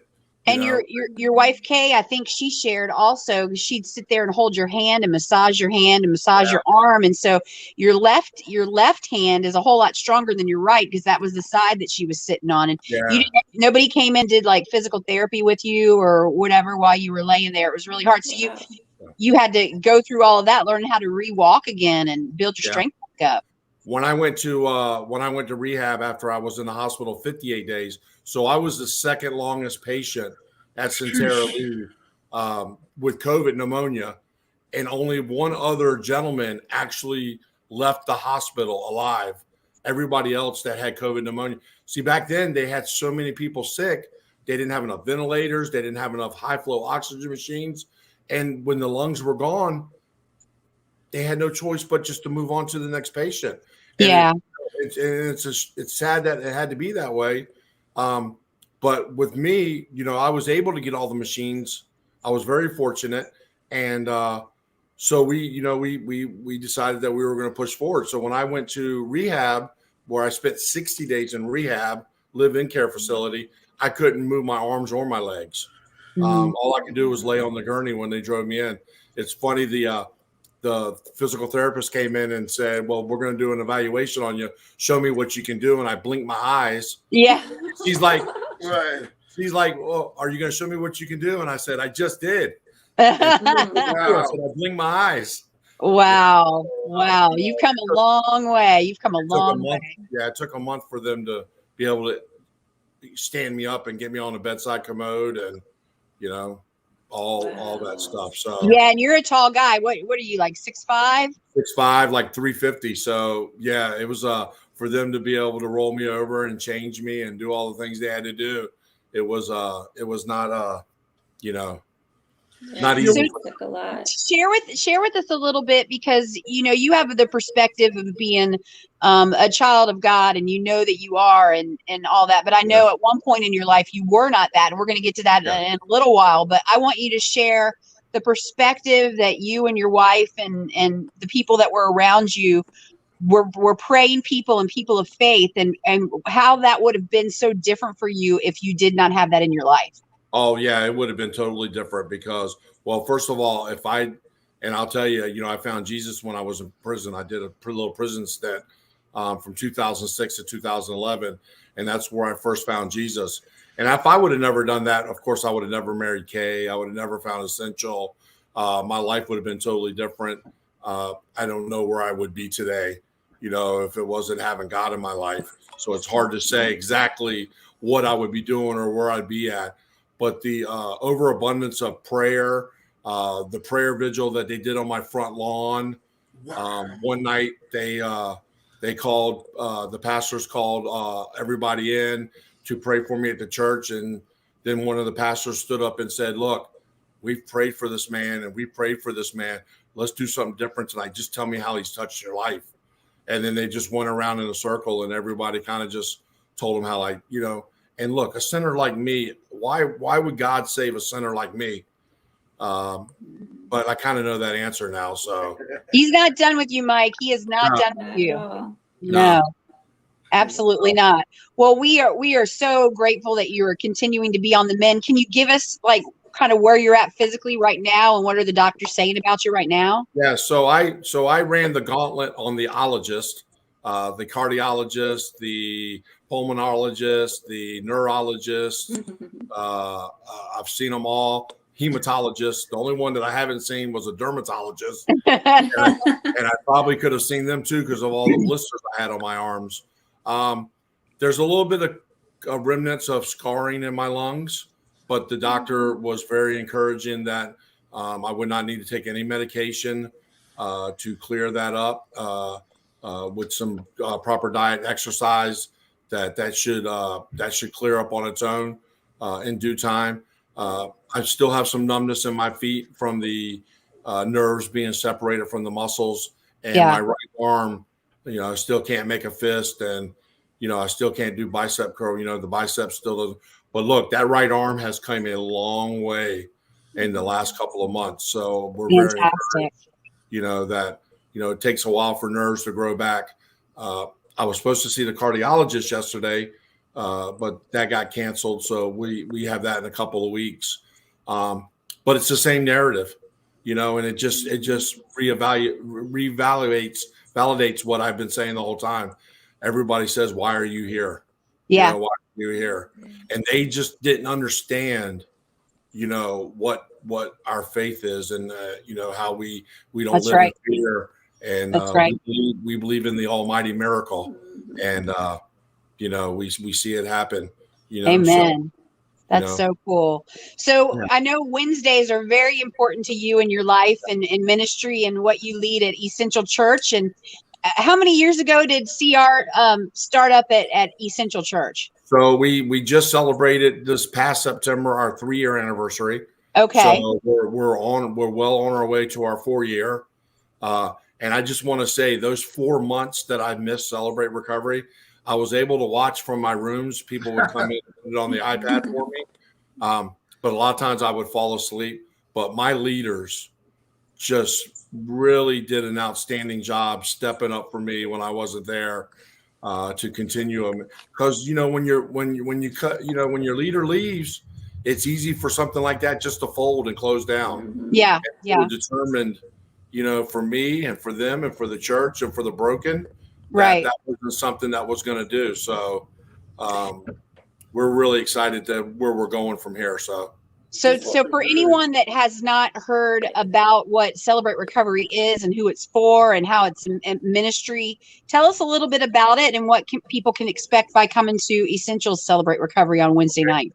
Well, so I'll start off first by saying I got clean and sober when I was in prison. So I've been clean and sober 15 years now. Beautiful. Actually, September is my anniversary date. Congratulations. That is awesome. Thank you. So we're working on 16 years. But God laid on my heart just not to come to church every Sunday, but to give back. So step 12 basically says, give back what God has truly given you so freely.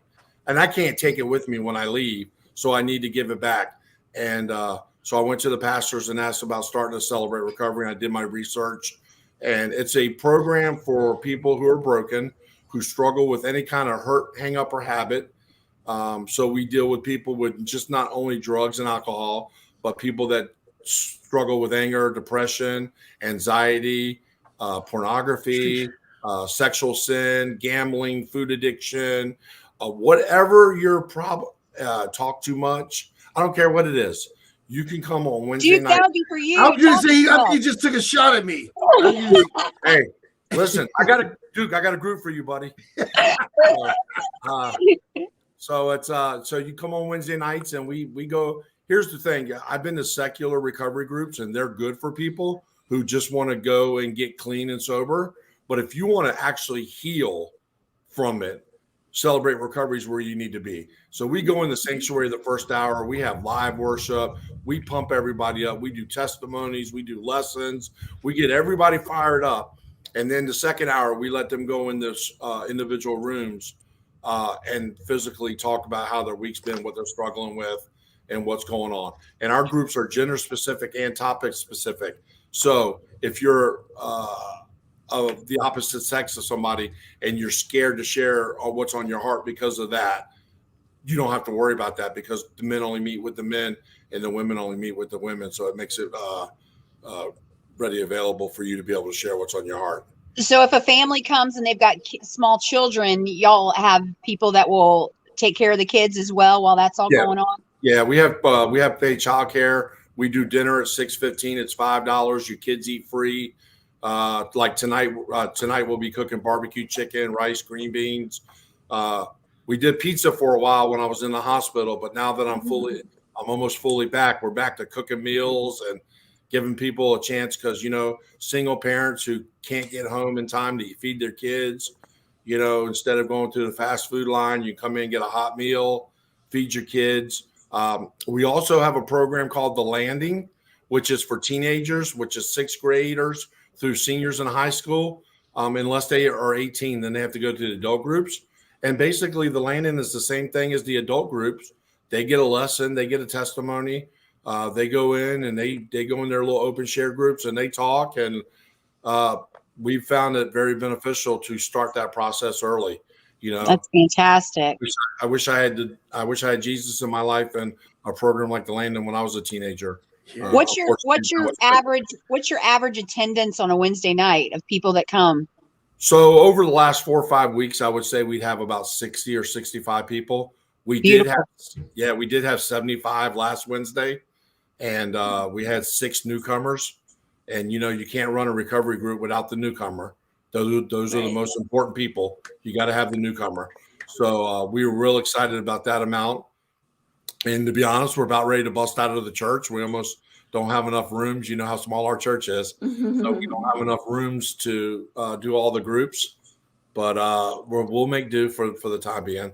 So Mike, tell everybody the address of Essential Church and the times again. And do they need to make a reservation or can they just show up? How does that work? Yeah, so you can just show up. If you want to contact me ahead of time, you can go online and get all my information offline. If you want to know more about it before you get there. But we're at 4020 Ware Neck Drive. We're right off of Salem Road, right across from Salem Elementary. And we have great parking. And like I said, we start at 6:15, but we're normally there at 5 o'clock. So if you get off work early and you don't want to come home, you're welcome to come on up early and hang out and help us set up and help us cook the dinner if you want or whatever you want to do. It's always a great time. Actually, my wife Kay's teaching a lesson tonight on confessing. So everybody's to the point where they've done their inventories and they'll be confessing tonight, with somebody they trust, and they'll learn how to do that tonight. So that'll be a great lesson for everybody. I love that. And if anybody wants to find out where there's other Celebrate Recoveries across the country, is there like a national website? There used to be an app, didn't there? Yeah, you just go right on to celebraterecovery.com, or you can pull up the app, CR app, and all you have to do is type in the zip code. And here's the great thing: like when me and my wife go on vacation, we always try to visit another Celebrate Recovery, and if they're on that website, then we all run the same way. We might not do it all in the same order, but you know what to expect. You know to walk in the door. Dinners are optional. But, you walk in the door, you get yourself a name tag, you put your name tag on, they go in the sanctuary the first hour, they do open share group. We have a DNA that we have to follow. So I do want to ask you this, Pastor Mike, about yes, addiction or whatever hang up. I know that there's other organizations out there that deal specifically with specific things, but being that your dynamic is so big, what do you say to the person that actually says to themselves that, I'm too far gone. I can't get back. Whether it's whatever, because I know you guys have a wide range, but what do you say to that person that believes they're too far gone to change? Or go ahead. Yeah, here's the great thing about Celebrate Recovery. Our main goal is to love on you. So when they come in the door, the first thing we do is we greet them and we love on them. And we want them to know that that there's enough grace to go around for everybody. When they get to that point, all we can do is encourage them. Here's the one thing about CR, and it's with any recovery group. We're not here to fix anybody, but we're here to support you. You have to want to fix yourself. But we can give you all the tools you need to work on yourself and get yourself better.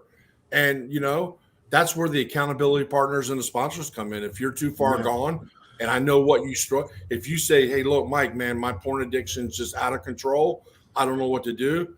I got some guys over here that I can introduce you to that can talk you through that can be available. If you're at home at night at midnight and you feel like you're going to open that computer, you can pick the phone up and call somebody.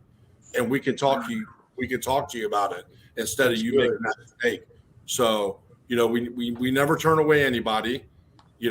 Sometimes we have to recommend, outside counseling.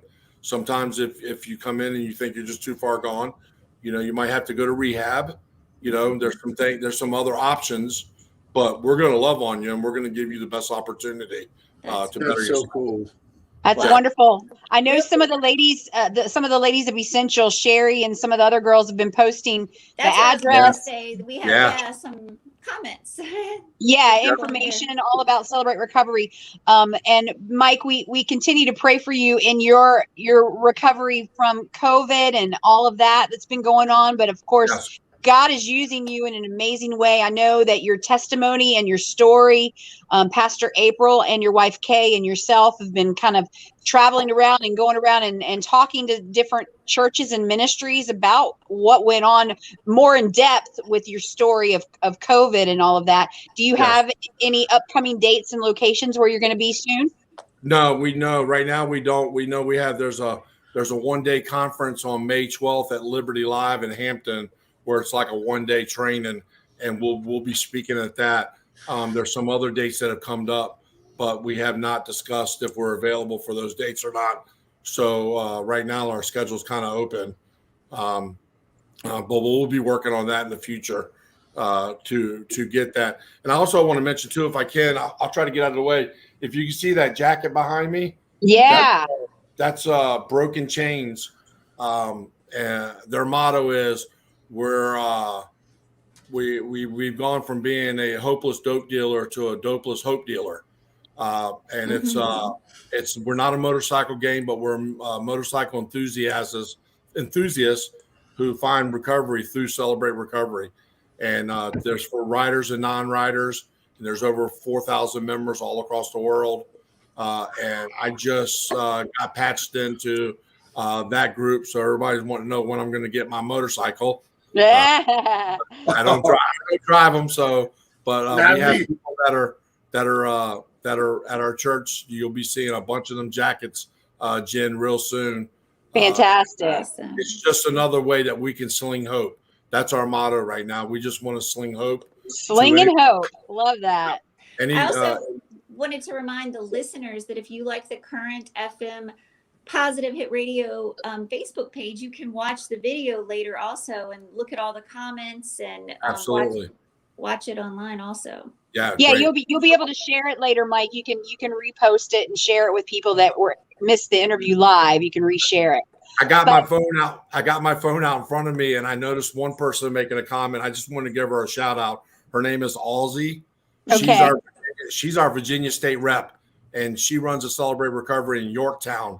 And she's watching this morning, and she was an intricate part of us getting CR up and running, and I just want to thank her for that.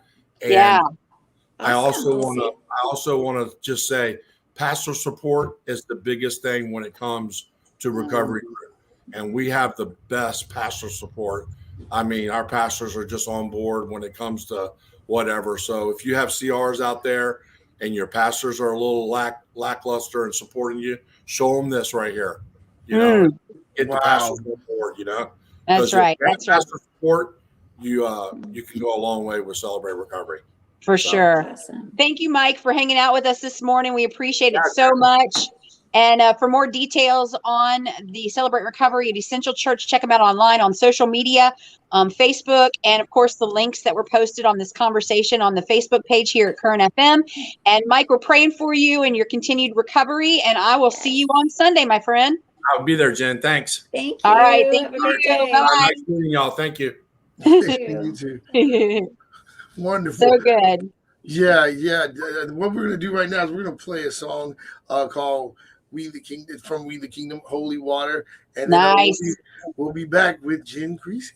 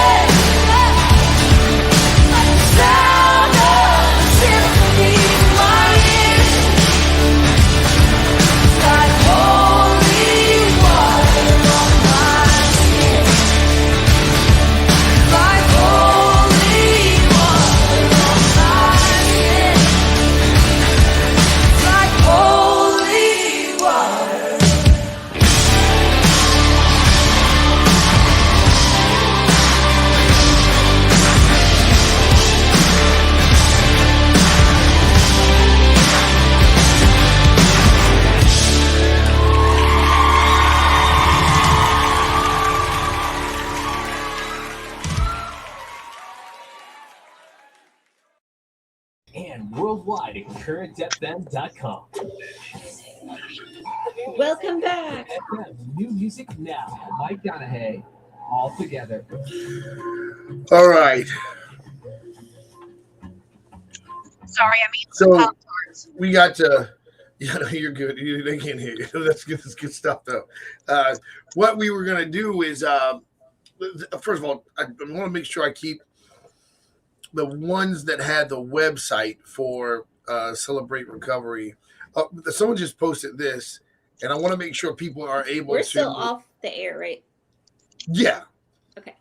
I wanted to make sure people were able to see the testimony again. Of course, you can be able to share everything that you're seeing right now on the website and Current FM Facebook page, Coming Soon Jesus, my page, and we're sharing this thing everywhere. It's also on Savior Connect. If you don't have a Savior Connect page, you are, I don't know what's wrong with you.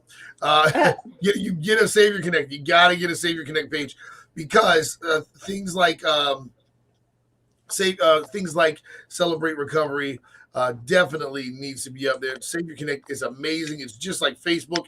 If you're trying to get away from things like pornography or things like addiction or whatever, and you really don't need to be around the environment of certain things, Savior Connect is a great place to come and get support and help. Savior Connect is, so make sure you get that because there's so many opportunities to just hear the gospel. But I want to make sure people know how to contact Celebrate Recovery. So I'm going to put these comments. CelebrateRecovery.com. Yeah. Yeah, I want to put the banner up here so people can see whenever they come to this interview or whatever, they'll be able to see the website. This is actually, if you want to invite Pastor Mike anywhere to speak, this is actually how you can contact them. That's thank you everybody for all the people from Celebrate Recovery. Thank you guys so much for having us back, and I can totally see how the support works there. Yeah, that was a condensed version of his COVID story and his testimony, but he truly does have a very impactful story. And his wife shares her heart, as well as one of the other pastors, Pastor April, that was all a part of everything with the COVID story. So definitely, if you're looking for someone to come and share at an event or a special service of some sort, reach out to them and get them to come and share their testimony. Yeah. Yes. Yeah. That. I mean, I can't imagine, what that was like. I don't. I just think that's that particular time. It was just a rough time for America. It was just a rough time for the medical field. It was a rough time for everyone. And to push a huge learning experience for sure. A huge learning experience. Yeah. And just the idea of being tempted with just throwing in the towel. You know what I mean? And saying, okay, this is too much, right? Especially after overcoming addiction and everything that he'd already overcome, and now it's like, well, this is my great reward. Like, thanks a lot, God. And so sometimes fall into that. Well, sometimes I feel like that with my situation. I feel like, and I try to keep those thoughts out of my head because I know that's not what God would want for me. But for those of you that know, I'm currently on hospice. So it basically, I'm no longer receiving any type of treatment at all in any way, shape, or form, nor will ever again, because of what we chose to do. And for some people, they might look at it as if we threw the towel in and gave up. But I truly know that in my heart of hearts, that for me, it wasn't that. It was almost like standing up for myself and saying, no, I need to have quality of life for as long as I can have quality of life. And I need to give this to myself. And God wants that for me. And so I had to say no and just have the faith to know that God's handling whatever needs to be handled inside of my body that's totally out of my control and always has been out of my control, and give full trust to him that he has a plan and he will work all things out for good. And that I just needed to work on myself so myself could heal, so I could just have more quality of life and not be a shriveled up pile of mush. because that's what was happening. Yeah, I do. I understand where the concept of don't be so earthly, don't be so spiritual that you're no earthly good. I get that in a social setting, in a social sense, like football and or whatever. I get why people say it, but if people understood how untrue it actually is, that we should put God first and then let God guide us into balance. We should walk in the Spirit, because there is going to come a day when the only thing that matters is our relationship with God. One day life just gets that real with you, where you have to deal with the fact that you just need God, that we can't make it without God, that everything is about, the doctors can fail us, the job can fire us because they need to do what's best for the job, even though we were working on it for 14, 20 years or whatever. It's a real, life is just uncertain, and the only thing that is going to be consistent in our life is God's love for us. There's so many times I've said it over and over and over and over that I couldn't have gotten through my life the way I have without God. Even when I had COVID in December, there was one day in particular where I didn't think I was going to make it through the day. Like it was so bad. I ended up having to go to the hospital via ambulance because I was extremely dehydrated, so sick. I would walk from my bedroom to the kitchen and have to sit in a chair for 15 minutes just from walking to the kitchen, which I live, like, my house is a one story, not even big at all now. And just from walking to my bedroom to the kitchen, I had to sit for 15 minutes before I could even get up to get water. Welcome to my life, Crystal. Yep. Mm-hmm. Yeah.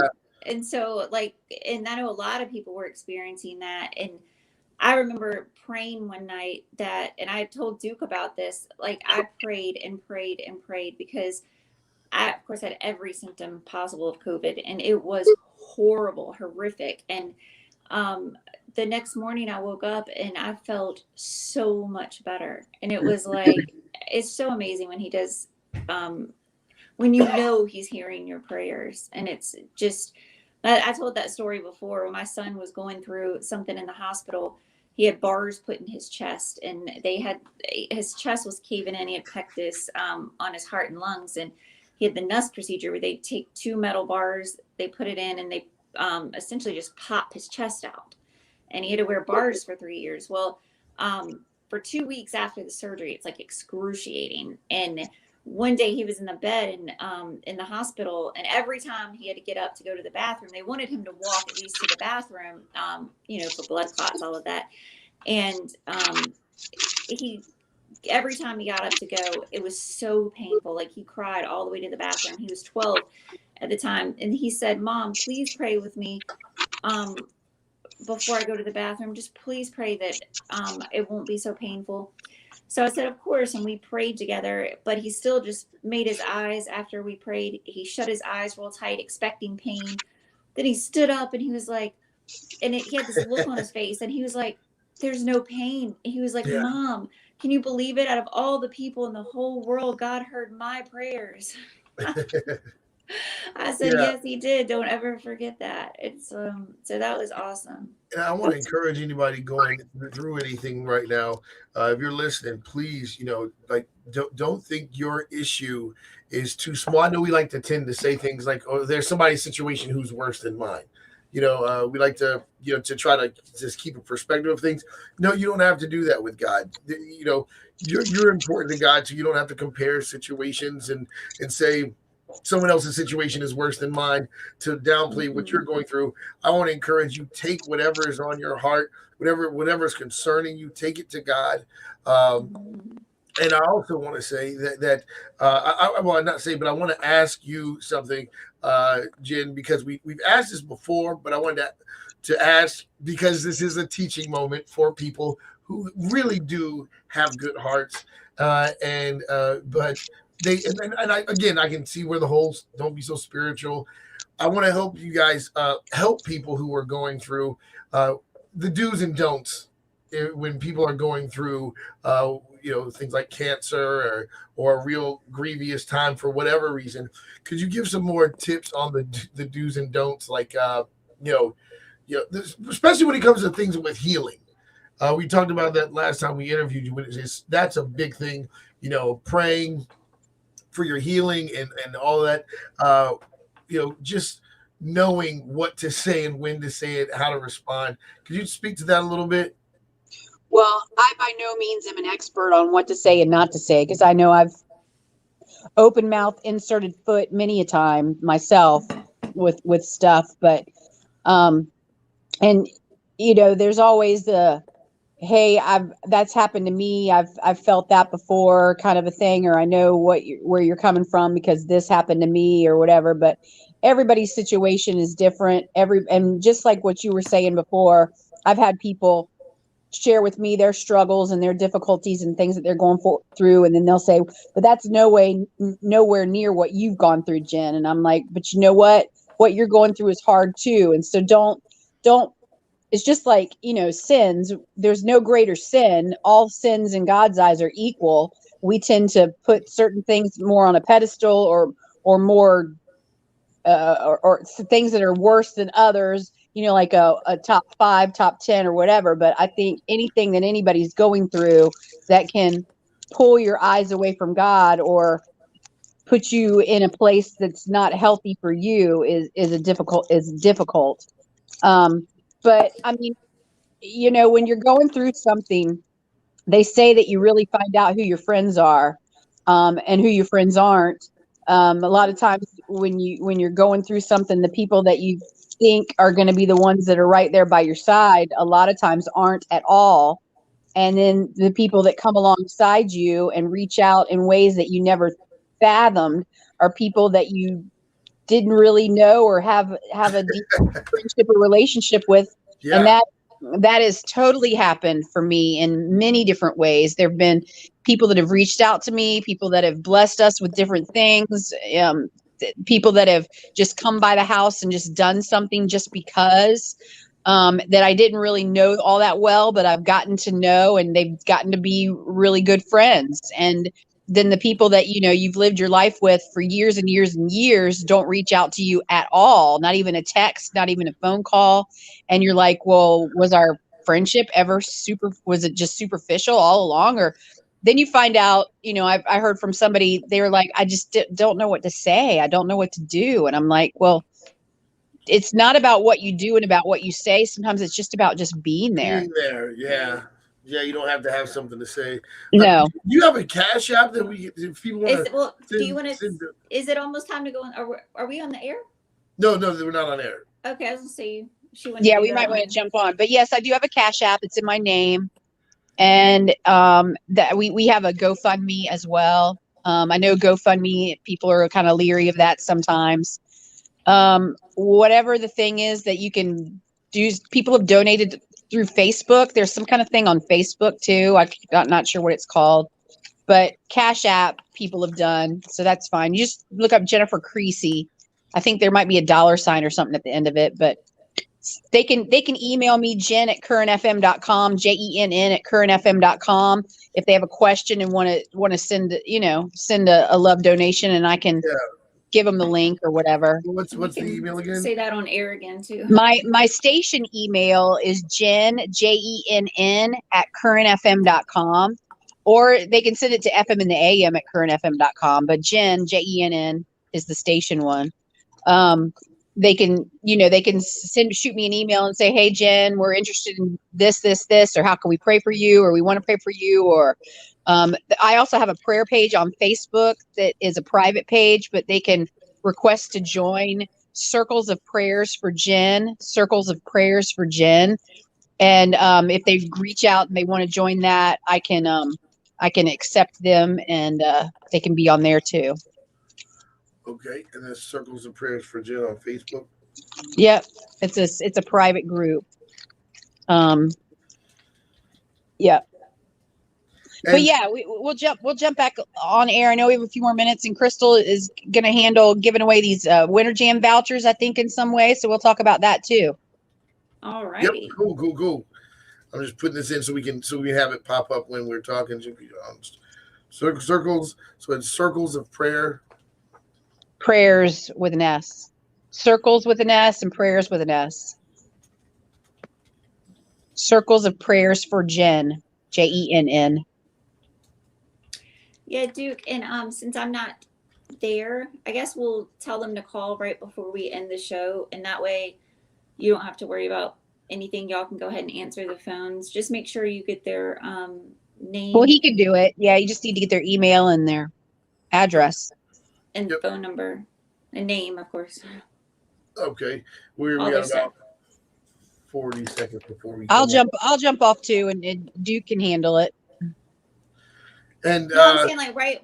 I mean, we can stay on, but I'm saying we'll just tell them to call right when we're ending the show, and then that way he don't have to worry about doing the board and all that. He can just answer phone calls. Yeah. So, I think we got like a few seconds before we go on, like maybe like a minute. But I one of the things that I was thinking about when, I know people mean well and good intentions and things like that. There's a lot of times I've found that the people who are going through what they're going through, they end up learning a huge amount about having to have grace for others, which in my brain, I'm like, how is that even possible? If you're going through what you're going through and you're getting a lesson on grace, like, what? Are you kidding me? And a friend of mine, actually, not just a friend of mine, it was my brother that told me he had to learn grace because of the fact that, people mean well and they say things they shouldn't say. And he's like, okay, I know what maybe you were trying to say, but you could be a lot smarter than that. So I just know that's the idea of not having something to say or just being there. That really is a struggle for people in those uncomfortable, I guess, situations. I often think about Job's friends who just didn't know what to say and just caused a mess. We're about to go in 23 seconds. I just played the legal ID, but we'll be going in. 50 AE, 103.7 FM, W279 AD, and 103.9 FM, W280 CX. WJLZ, Virginia Beach, Norfolk, Chesapeake, Portsmouth, Suffolk, and all of Hampton Roads. Current FM, we are back with Jenn Creasy, and we've got to give away some stuff. But first, I wanted to make sure everybody knew how they could support Jenn. I try to do my best. Let me take that. I said just support who? Support what? So we're going to support Jenn. If you want to send a love offering or something like that, Jenn Creasy is such a gift from God. She's such a blessing, and she has been for so long. And so if you want to support Jenn, it's on this. You can see how you guys can support her. Everything counts. Never think that what can I do to make a difference? You can always make a difference. Just show love. But there's another way to support. If you want to connect with Jenn just to keep updates, is that correct, Jenn? The updates and everything is the circles of prayer for Jenn.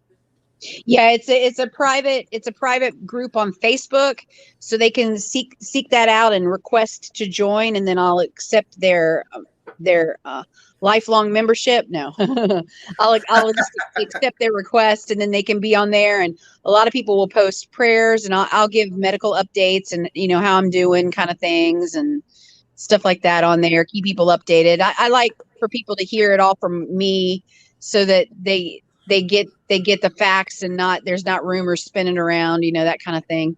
And a lot of times people that are on your Facebook don't necessarily want to know or read or see all that stuff all the time.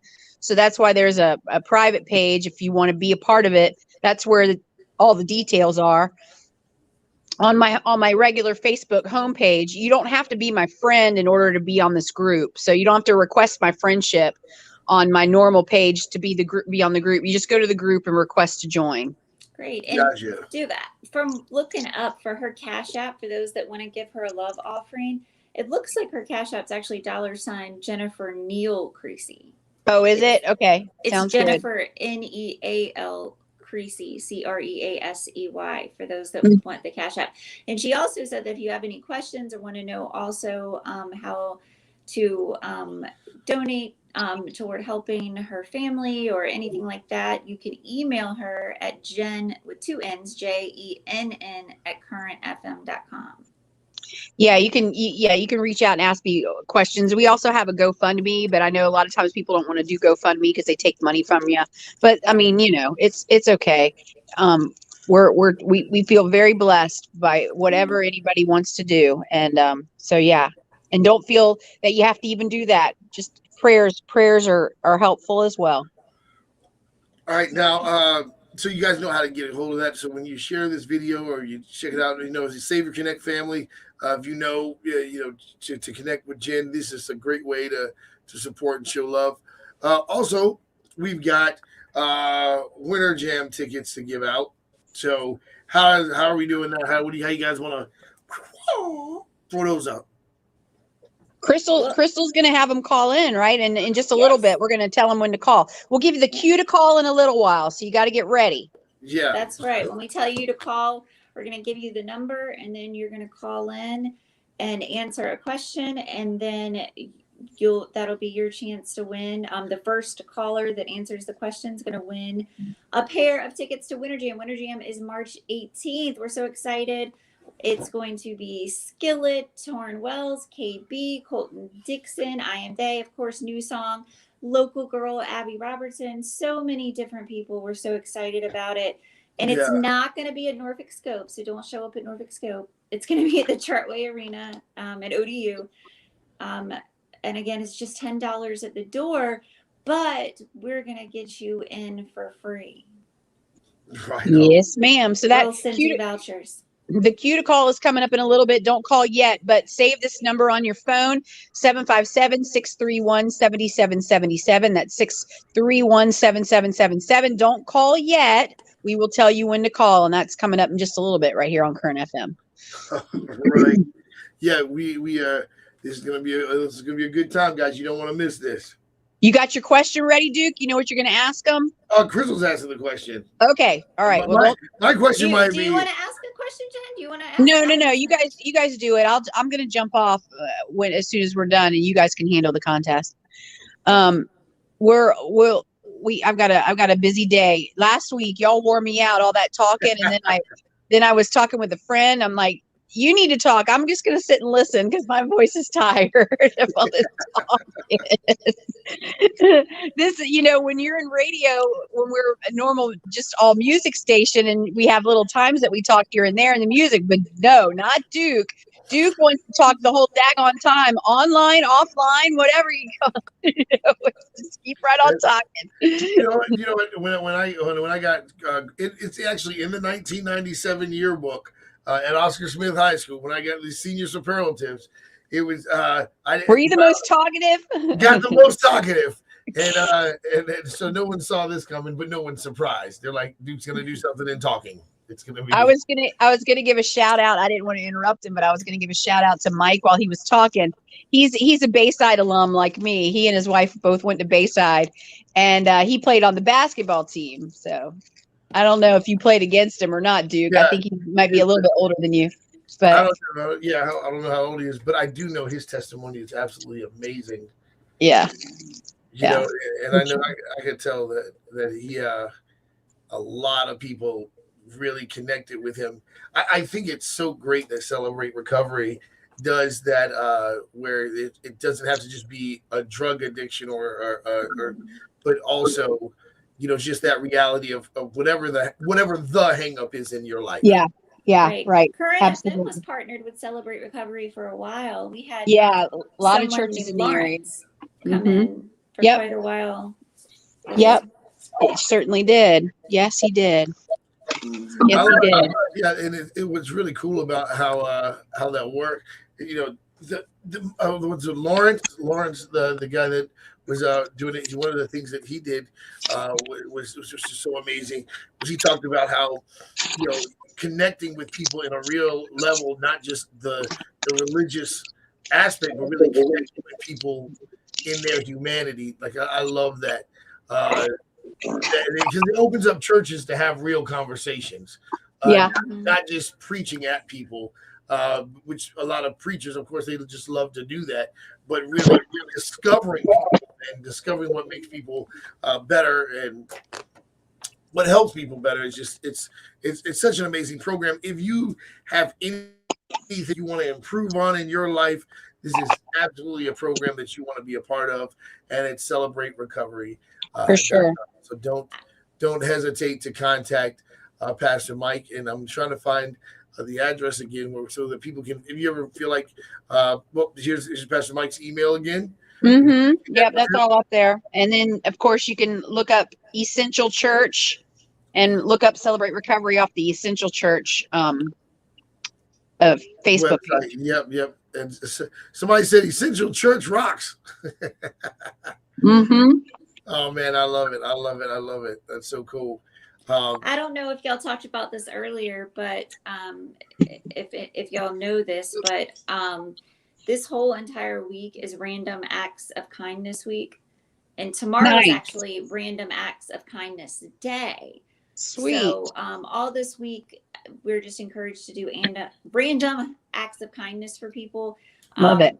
Anything from opening the door, paying for the person behind you, leaving an extra tip, just giving someone a flower, going to your neighbors and just seeing like your elderly neighbors that they need something done in their yard and just doing it. Contacting a family member to tell them you love them. You know, just so many different things. Sending something to your child's teacher, doing something for a coworker, just doing stuff without expecting anything in return. So this is the whole week, and then maybe people will pay it forward. You do something kind for somebody, maybe they'll do something kind for somebody else. But the whole week is Random Acts of Kindness Week, and tomorrow is the actual day. So just do kind things for people this week. Absolutely, and keep it going, not just this week, but all the time. That's right. Oh man, see, Jim, you messed it up. It starts with us. Jim messed Start it to up. have it. I was actually going to say, Crystal, I might, be kind and cut you a break on how much I talk. You're when you're trying to listen to music or play a game. That's usually when I decide to have a full conversation with you. And I was like, I'm going to be nice and not do that. But then she said, do it every day. And I'm like, no, I can't not. No, he's funny. Like I'll be trying to be in a hurry, like do the dishes or clean or do work or cook. And then he's like, no, can you please stop so I can have your undivided attention? Duke needs that. You know he needs that. He's got to have that. I was like, oh my God, it's so funny. Because she tries so hard and she just gives me this death look like, oh, why? Like you can talk to me any other time. You want to talk to me now when I'm cooking it. But I was like, I can do two things at once. Yeah, multitask. That's right. Oh, she was just burned up. She just burns up. Like, why do I have to look at you? And I'm like, because I need to know it's sinking in. Well, yeah, that's like me now. I'm like sitting in a recliner all the time, and I'm not very mobile. And we have like this little wall that's between me and the kitchen. And like if my husband's in the kitchen and I'm talking to him and I'm like, you need to come over here and look at me so I can see that you are like actually listening to me. I need to be looking at your eyes. I need to see your eyes looking at me so that. That's funny. Yeah. Yeah. So what do you got for the question? Well, I'm just going to go to make it simple for right now. Well, she's not going to give it away now, Duke. People will look up the answer too soon. They'll look up the answer right now. You know what? You're right. That was good. It's a surprise when they call. I've actually asked her that every single time we've done a ticket giveaway, and she's like, "Well, we can't." And so I'm not learning. Don't give them the question in advance. You ask them the question when they call you. That way. I feel like Tom Holland right now. They don't have time. They don't have time to phone a friend or look it up or anything like that. Right. Yeah, I feel like Tom Holland, like giving out Marvel secrets. Right. Yeah, I know. Yeah, they don't let him read the entire script, so he doesn't know what's going on. So funny how they handled that though. But you saw what happened with Mark Ruffalo. Mark Ruffalo is actually from Virginia. He went to Green Run. No, he went to Kempsville. Was it Kempsville? Yeah. Okay, Kempsville. But what's so funny is Mark Ruffalo talked seriously. He had the camera. He has like his phone on or something in the premiere. the entire time of the premiere of Thor, and everyone's like, "Cut your phone off." His phone was on in his pocket or something, I think. And he said he didn't know how to cut Instagram off; that you have to cut it off twice. And, yeah. The people were going crazy of that. But my favorite one is when he did the interview where he tells the end of a story to these guys interviewing, and Don Cheadle, the one that plays War Machine, is just like, no. But he had already let it loose, and he's like, "Am I in trouble?" He's like, "Man, that's your career." Yeah. That was pretty funny. I think they like razzing each other. It's basically the interviewer tries to get the interviewee to disclose some stuff, but they have to know what they can and can't say. And then sometimes they say a little too much, and then the next thing you know, their foot's in their mouth. But yeah. They would definitely have to do that with me, to give me like the fake script, and then they would have to. I totally see it, but I'm not gonna lie. Tom Holland is I'm so proud of that kid. I'm in love with him. I the more that I watch different videos, videos, I can't say it. I was gonna say it, but it's like I can't say it. The more interviews that I've watched of him, he is just adorable. I love how he just laughs at himself. It's yeah. He's absolutely adorable. Very charming guy. Very charming. I'm looking forward to the new movie that he's doing with Mark Wahlberg that comes out on Friday. Yeah. I want to go see that. Yeah. It looks really good. I know it's so easy to just lock him in as Spider-Man and not allow him to do anything else. You know what I mean? So sure. Dude, I think we should have a date night Friday night. There you go. Go see it. I'm so glad that he is branching out before that happens, because we're unforgiving when it comes to like movies. Like Tony, what is it? Iron Man. No one else can play him except what's his name? Oh gosh, I was going to call him Tony Starks. But Robert Downey Jr. Robert Downey Jr. I was about to say Tony Starks again, but Robert Downey Jr. is the only one we're going to allow to play. But there's rumors that and Tom Cruise is going to play Iron Man in this multiverse of madness. What? I haven't heard Tom Cruise name thrown out. Yeah, Tom. It's all over the internet that Tom Cruise, because he actually went for the part, but Robert Downey beat him out. This is the multiverse of madness. They're saying there's a possibility that Tom Cruise plays Iron Man. I'd never really gotten into those movies. What was that movie that I went with you and the kids to see? Endgame.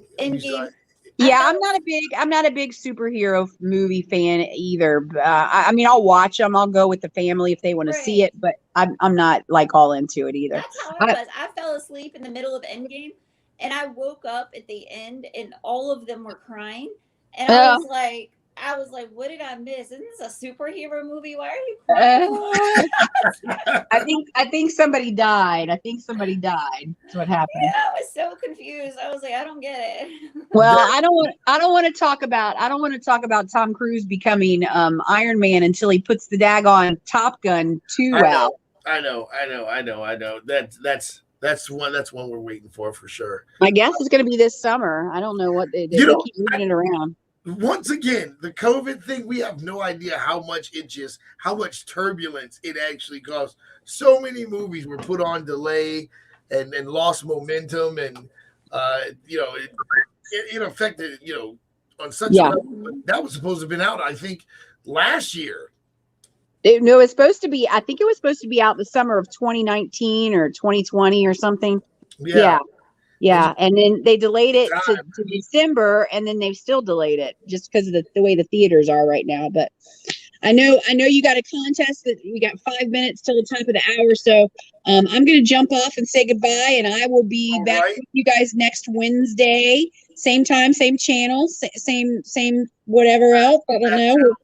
We'll have some kind of special guests next week too. I'll figure it out and let you guys know. And you guys have a good week. Everybody have a fantastic week, and good luck to the winner, or good luck to the person trying to win the tickets. Y'all take care. You too. Be blessed. Bye. All right, so Jenn is going to be back next week, and we're so excited that she's going to be back next week, and she was so excited that she's doing these Winter Jam Wednesdays, and like we're going to put back up the information on how to support her again. If you want to support Jenn, this is how you do it, and show her. And while he's doing that, also remember that Joe Brzezowski will be in just a little bit at noon with Lunchbox with Joe. So make sure you stick around for that. Yeah, and that's with mercydrops.life. Please support this amazing organization. Mercy Drop is 100%. I mean, they're just phenomenal. So make sure you support Mercy Drops. Everything they do is absolutely amazing. Hey, listen, there was a guy by the name of William Womack, and he actually was hurt severely in a house fire, and another woman by the name of Juanita Gibbs lost everything in a house fire, burned everything up in the house fire. And I'm putting up this information to say, if you've ever been affected by a house fire, you know how hard it is to deal with. You know how hard everything is. So please, if you can do anything, whatever you want to do, just show love, prayers, everything, anything, just contact them, but it's William T. Stars or William Womack Jr. and Juanita Gibbs. Please make sure you support that as well. Also, make sure you get a Savior Connect page, because Savior Connect is so awesome, and you do want to get a Savior Connect page as soon as possible, because it just the feeling of being involved in something positive versus negative is huge. So be a part of that. Want to keep up with everything that's going on, make sure you connect with currentfm.com. All right. And also connect with Duke, because he knows everything. And she's not wrong about that. And I usually don't tell her when she's right. And she's definitely not wrong about that. Make sure you understand that I'm always right. And I'm never wrong about anything. Mm-hmm. You know what I mean? This is so not true, but I'm so scared right now about what's going to happen to me. What's going to fall on me. All right. Now you ready for people to call? You ready to answer? Are you ready? You ready? Let's do it. Hold on, let me put the number up here. Okay, let's get it going. All right. We want to give you. Oh, we're not on air yet. We're not on yet. We gotta get on air first. I thought we were on air this whole time. Okay. 3, 2. We're gonna be doing it right now. Current FM, we are back. Jenn is not with us at this moment. She had enough. She was like, Duke, I've talked to you for 3 hours. And that's just enough. She's a busy woman too. She has some things to do. So it was great having her on, and Pastor Mike Harvey. That was so great this morning. Absolutely. So we enjoyed them both. I love how professional that was. I'm super professional. Yes, I love that. Like, hey, make sure when the phone call comes in that you get all the information. See, when people tell me to do something, I'm already thinking what I'm going to tell Faith to do, so it gets done right. Yes. You need to make sure you get the name, the phone number, email address, and full address correctly. That's right. For the she said why. Of course she's going to say why. No, I said I can't hear her. It's for the what do you call it? I'll text you, Faith. The tickets we're about to give away for the Winter Jam tickets. What did she say to get? She needs to stay in the studio. You want to get email, address, phone number, and the full name. Okay.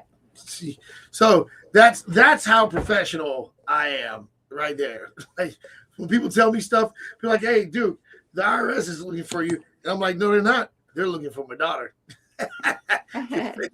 Tell Faith that Faith will take care of the IRS. And by the way, she's 16.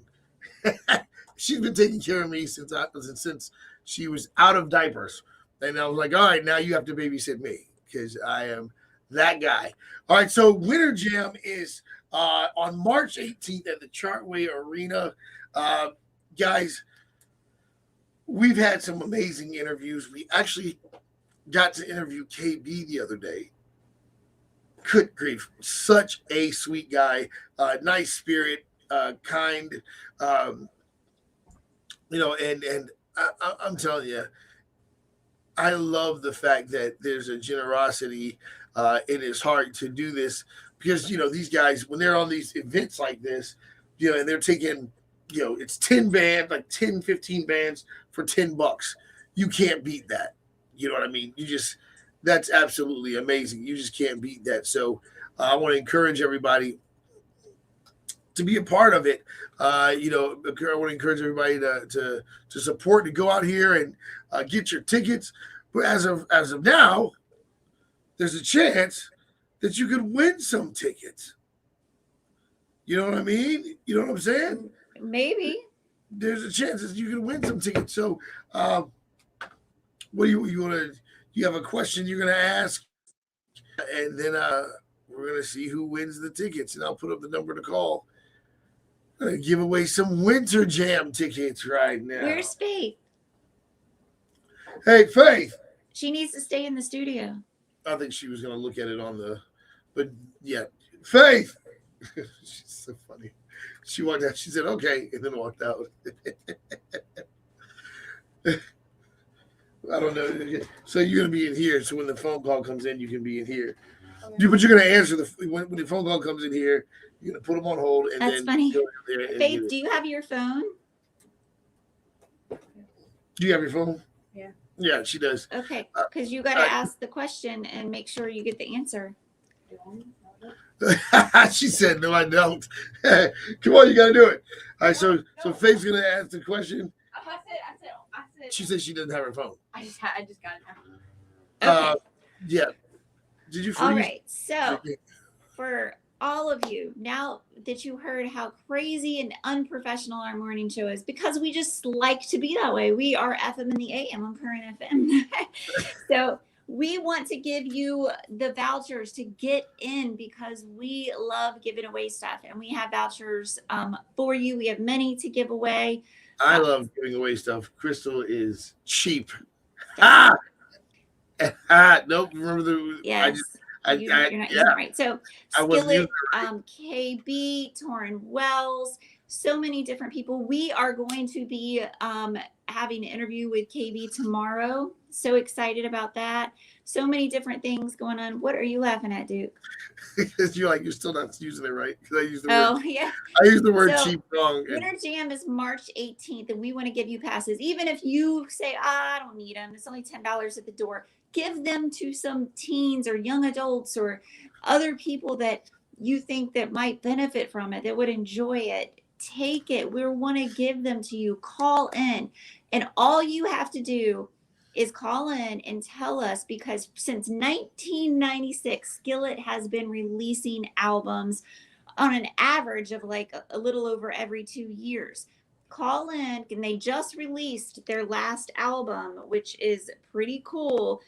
Their last album was called Dominion. Call in and tell us how many albums Skillet has released since 1996, since their first album called Skillet.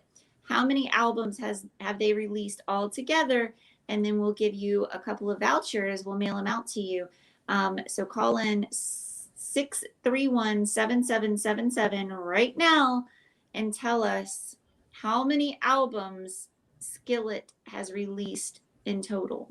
Again, 631-7777. How many albums has Skillet released? All right. Well, I guess that is it for this morning. Yeah, that's it. Joe will be in at 12, John at 2, and I'll be back at 7. And again, 631-7777. How many albums has Skillet released? All right. Well, listen, guys, we absolutely love you. Be good to each other out there. And remember, even though these are difficult times, we serve a real, true God that loves us and cares for us. All right. So you guys be good to each other out there. Bye.